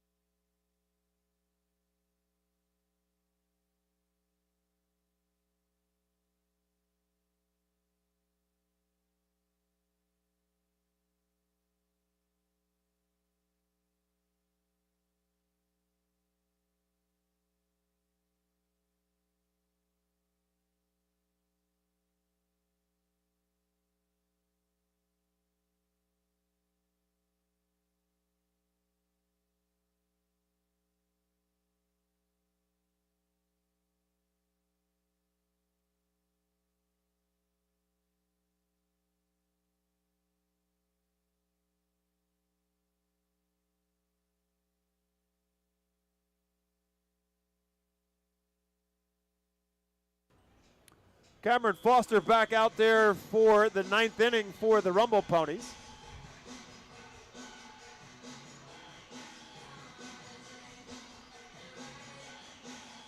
And he will face 3, 4, and 5 due up in the Fightin's lineup here in the 9th. That's Leandro Pineda, Keaton Anthony, and Hendry Mendez. Let you stick around for our post-game show. We'll give you a wrap and a rundown of how the Phils put up their 12 runs so far. They lead at 12-2 as they bat here in the bottom of the 8th. That post-game show coming up after the 3rd out is recorded in the 9th inning. And we're back at it tomorrow night. Right back here at 6:30 is our pregame show time. 6:45 here at first pitch at FirstEnergy Stadium. Battle of right-handers going tomorrow night. Gene Cabrera goes for the Fightins. Jonah Tong will pitch for Binghamton. And 1 ball and 1 strike to Leandro Pineda, who's looking to be a part of the action in this ball game. He did reach safely his last time up on an error, on a pop-up that shortstop Jet Williams fought in the wind and ultimately dropped the ball. It actually hit him on its drop to the ground, and Pineda was safe at second. So he's 0 for 4 on the night as he fouls this one out of play. It's 1 ball and 2 strikes now to the left-hand hitting Leandro Pineda. Now it's into dirt. It's 2 balls and 2 strikes. So O'Neill now behind the plates for the Rumble Ponies after coming in to pinch hit for Francisco Alvarez.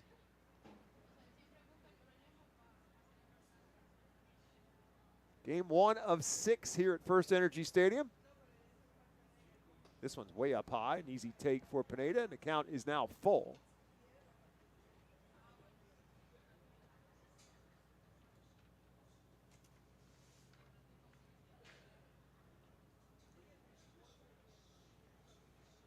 Three-two pitch. Ripped into center field for a base hit, and Leandro Pineda does get himself attached to the party as he comes up with the Phil's 8th hit of the night. Yeah, that's got to feel good for Leandro Pineda. He got on the error, and maybe just seeing like a ball hit the ground and getting on base can do things for your confidence. And I think for Pineda, that helped a bit long way.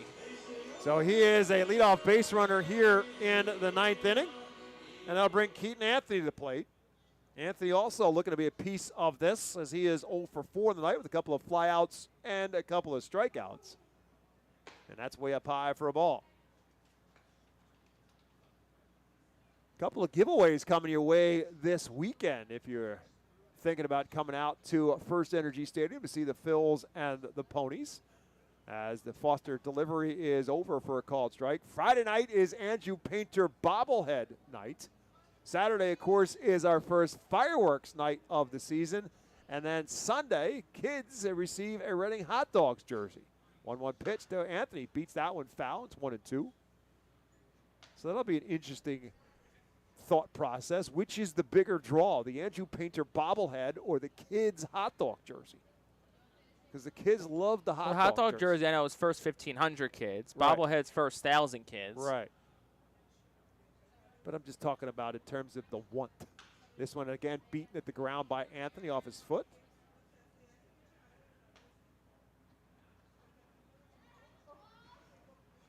Andrew Painter will probably make his second appearance on the mound. I assume on Friday. Made his first appearance on this past Friday. 1-2 pitch. Just misses outside. It's 2-2. I think the game plan is for him to kind of make his starts on 7 days apart. See if that holds true this week or not. Ranger Suarez, of course, is also making rehab appearances with Clearwater. 2-2 pitch is looped into left field. That's going to fall for a base hit. Up with it on a hop is Swaggerty as Pineda will stop at second. Back-to-back singles to start the 8th inning for the Fightins. And Henry Mendez will now bat. They teach you when you're growing up, sometimes just drop the barrel on the ball. In that case, low pitch, Anthony just drops the barrel right on it, takes the hands right to the baseball, and gets himself a base hit. So Pineda and Anthony now do get themselves in the hit column tonight. The 8th and 9th hits of the night for Reading as Mendez will bat. And takes the first pitch inside for a ball. Mendez is 0 for 2, but he's walked and scored twice in this ballgame.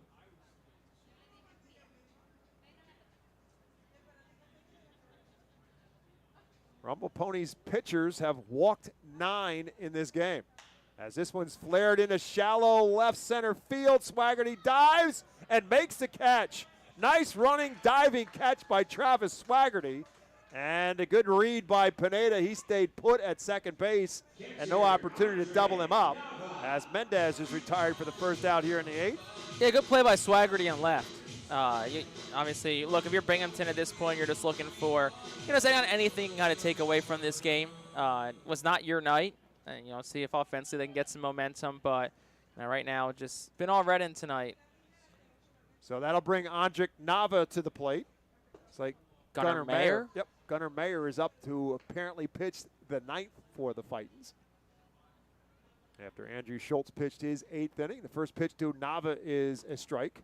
Nava came on in replacement of Caleb Ricketts, who took a foul ball off the meat hand after one plate appearance, as that one's bounced up there. It's 1 ball and 1 strike to Nava. And since he's come on, Nava's been on base all 3 times. He's doubled and scored a run and drove in a run as well, and also walked in front of a couple of Robert Moore home runs. So he's scored all 3 times he's been up. Officially 1 for 1 with an RBI and 3 runs scored. Big swing here, foul tipped, and it's 1 ball and 2 strikes to the switch hitting catcher. So it'll be an interesting 24 hours for Caleb Ricketts and see what his situation will be by tomorrow night. 1-2 now for Nava. The delivery from Foster is up high. It's 2-2.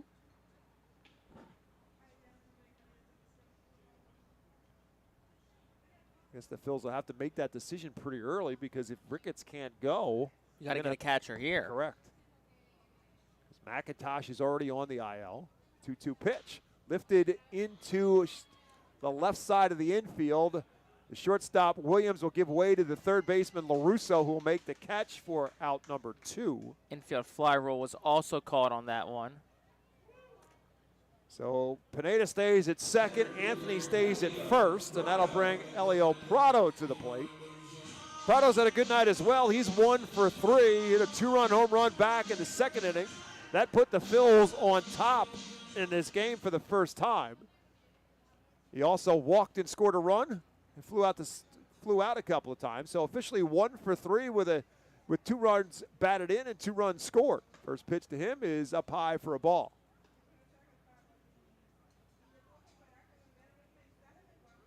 Two runs on 7 hits and an error for the Ponies. 12 runs on 9 hits and no errors for the Fightins.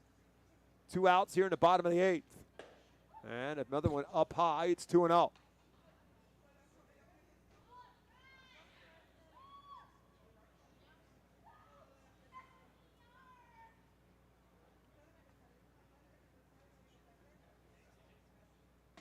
Comes at a breaking ball, and it's there for a strike. It's 2-1.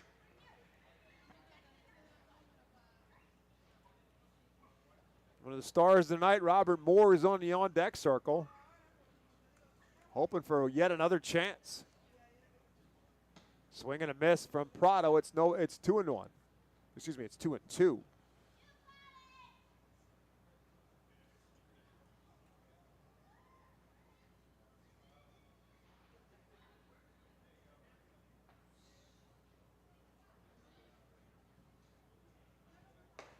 Started and stopped. No appeal, did not go around. The count is full. So Pineda will get his lead off of second and Anthony off of first, and they'll be off on the pitch. 3 balls and 2 strikes and 2 outs.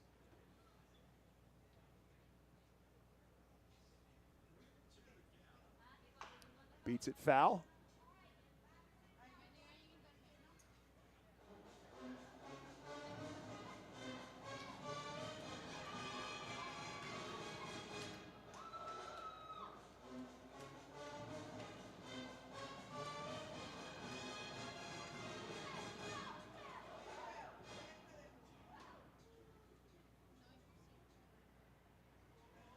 So we'll try it again. 3-2 to Elio Prado. Over for a called strike 3 as he buckles him with the curveball to finish the 8th. For the Fightins in the 8th, no runs, 2 hits, no errors, and they left 2. We'll head to the 9th. Time to finish it up. Fightins lead at 12-2.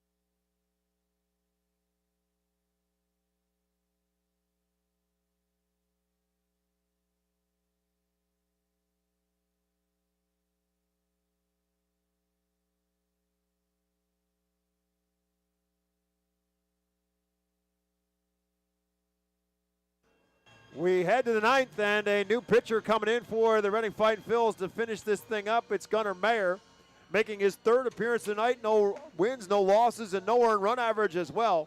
In 2 2/3 innings pitched, Mayer's given up 1 hit, 1 run. It was unearned. He struck out 4, and he has walked 2. So his job is to finish this up. It's a 12-2 Fightin' Phil's lead as Binghamton bats here in the ninth.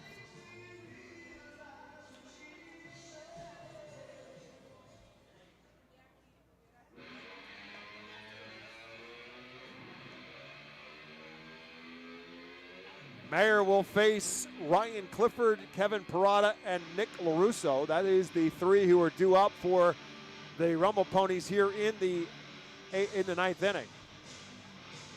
As Mayer finishes his warm-up tosses.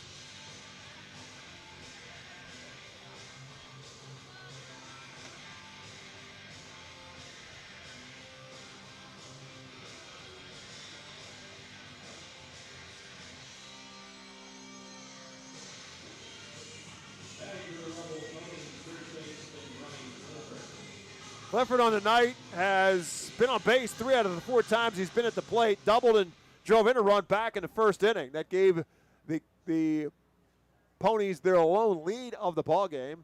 Prado's 2-run home run changed that in the bottom of the second inning. And he also has walked in 2 of his other 3 plate appearances, so 1 for 2 with the RBI double. And Gunnar Mayer misses with the first, comes back with a strike in the inside corner with his second. So it's 1 ball and 1 strike now to the left-hand hitting Ryan Clifford. And does not chase. The count is now 2-0.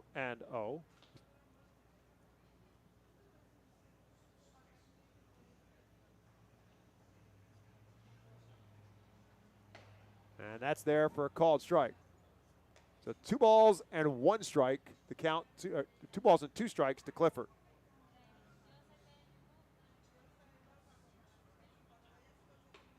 And again, does not chase the pitch away. And now the count is full. Mayer, 24-year-old right-hander. Fouled straight back off the bat of Clifford. Count stays at 3-2. Mayer, 6'6", 190-pound right-hander. Originally from Walnut Creek, California. Drafted by the Phillies in the 5th round in 2019, and he comes with a called strike 3. And another caught looking on the strikeout. Andrew Schultz finished the 8th inning with back-to-back caught lookings, and Clifford, off of Mayer, goes down looking to start the 9th. So they'll bring up Parada. Parada's 0 for 3 on the night. He was hit by a pitch his last time up, caught one on the elbow, the left elbow, as he takes that one for a ball. Fly out, strike out, and a ground out in his other 3 plate appearances. Designated hitter for the Ponies. 1-0 pitch to him is outside. It's 2-0. Mayer last year pitched at Jersey Shore in 41 games, all out of the bullpen. Was 3-3 with a 4.10 earned run average. Struck out 68 batters in 52 2/3 innings, but did walk 36 as he falls behind Parado 3-0 here. Got a late season promotion September the 10th here to Baseball Town. Made 2 appearances for Reading. As he misses outside and walks Parada on 4 pitches.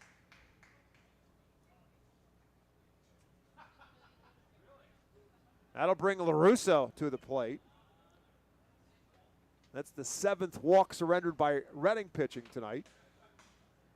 LaRusso on base 3 out of 4 times in this one. Walked 2 singles and struck out. As he stands in. Swings and misses at the first pitch. LaRusso leads this Rumble Pony team in RBIs on the season with 5.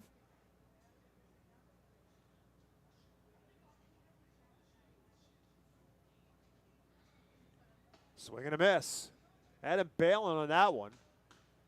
On the cutter from Mayer, and he's ahead now, no balls and 2 strikes. So after he missed on 4 straight to Parada, he's thrown 2 good pitches here to LaRusso, and he's had no balls and 2 strikes. Misses way outside, and LaRusso does not chase.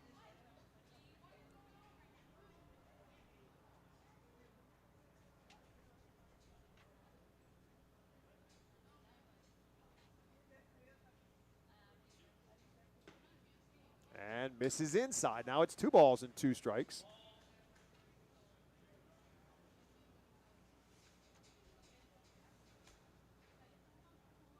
Prado takes his lead off of first. Phils obviously are not holding him on. 2-2 pitch. On a hop to Miller, it's short. The second for 1. The relay is in time for the 6-4-3 double play. And the Phils will take game 1 of this series as Mayer gets the double play that ends it for the Ponies in the 9th. No runs, no hits, no errors, and nobody left. The Fightin' Phils win it by a final score of 12-2. We'll take a timeout. Back on the Ready Fight Phils Radio Network with a postgame show right after this.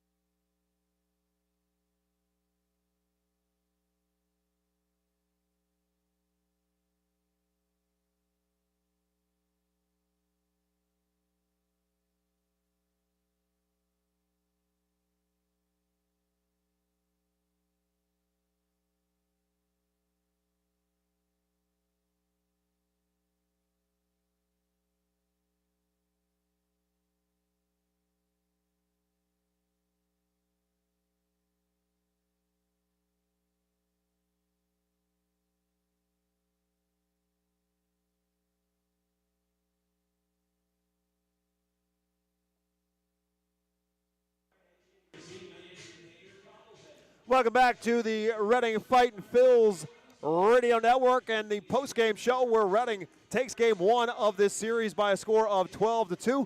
Why Missing Restaurant and Bakery offers 2 great dining options, a menu with locally sourced delicious choices and a buffet for breakfast, lunch, and dinner. Don't miss their homemade bakery items including challah bread, danishes, cupcakes, and a variety of cakes, pies, and donuts. Why Missing Restaurant and Bakery? Owner Oz Chaudhry are proud 2025 Fightin' Phils team feed partners. And tonight's attendance is presented to you by our friends at PSECU. Tonight's attendance, 3,304 here at FirstEnergy Stadium. Thanks to our to PSECU for presenting tonight's attendance. They are proud to be one of the largest credit unions in Pennsylvania. And our postgame show is presented by White Star Travel, the official group sponsor of the Reading Fightin' Phils. Visit whitestartours.com for more. And more is the name of the game tonight. Robert Moore led to more runs for the Fightin' Phils as they win it 12-2. Moore with a couple of 2-run home runs and also an RBI single. He was one of 3 different Phils who hit home runs in this ballgame. Elio Prado got it started for the Phils with a 2-run home run. And let's run down the scoring. After Binghamton got a run in the top of the first inning, Prado changed it in the second. Hendry Mendez drew a 1-out walk in the second. And then 1 out later, Elio Prado drove one out of here for a 2-run home run. And the Fightin' Phils had taken the lead at 2-1. In the top half of the third inning, facing Moises Chasse, Francisco Alvarez on a rehab assignment from the New York Mets drives a home run into left center field to tie the ball game up at 2-2. But from that point forward, it was all Phils as they broke it open with a big 6-run inning in the fourth. And it all started with a Hendry Mendez walk. Andre Navik batting for Caleb Ricketts after he was shaken up, doubled to bring in Mendez.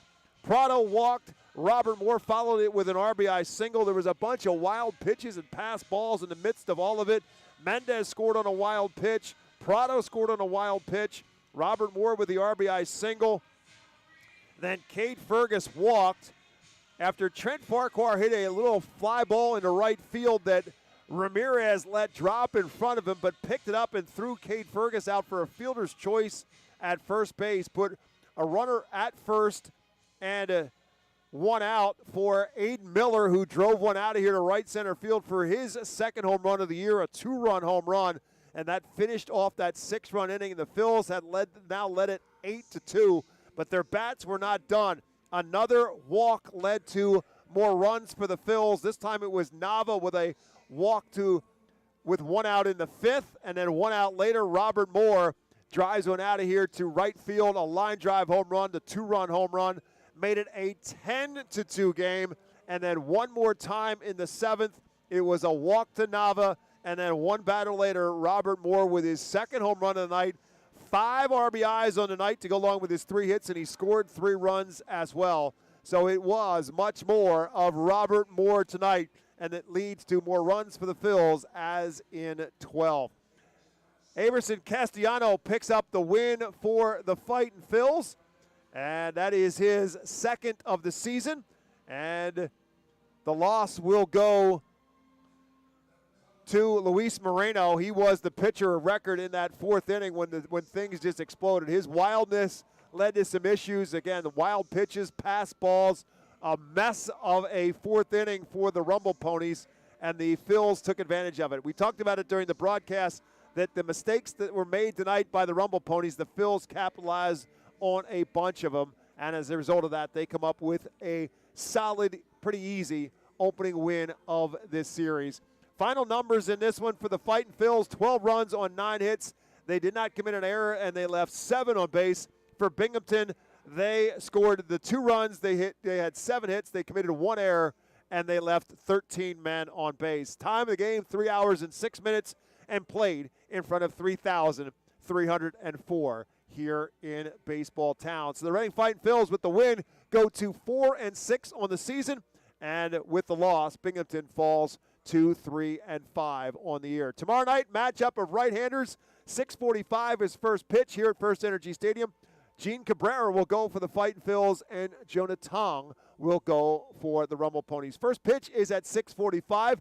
The Diamond Credit Union Plaza will open at 6, as will the Seating Bowl here at FirstEnergy Stadium. As always, we hope to see you here at the ballpark.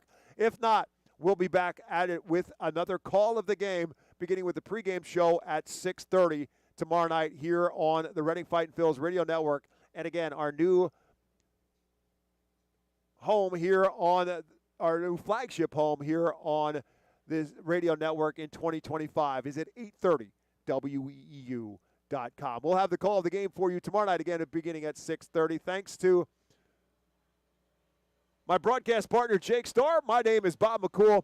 Thanks for listening as the Reading Fightin' Phils take game 1 of this 6-game series by a final score of 12-2. Back at it tomorrow night, right back here at FirstEnergy Stadium. Again, 6:45 is first pitch. We're on the air at 6:30. More baseball coming your way. Hope to see you soon here at FirstEnergy Stadium. Have a great night, everyone, and thanks for listening.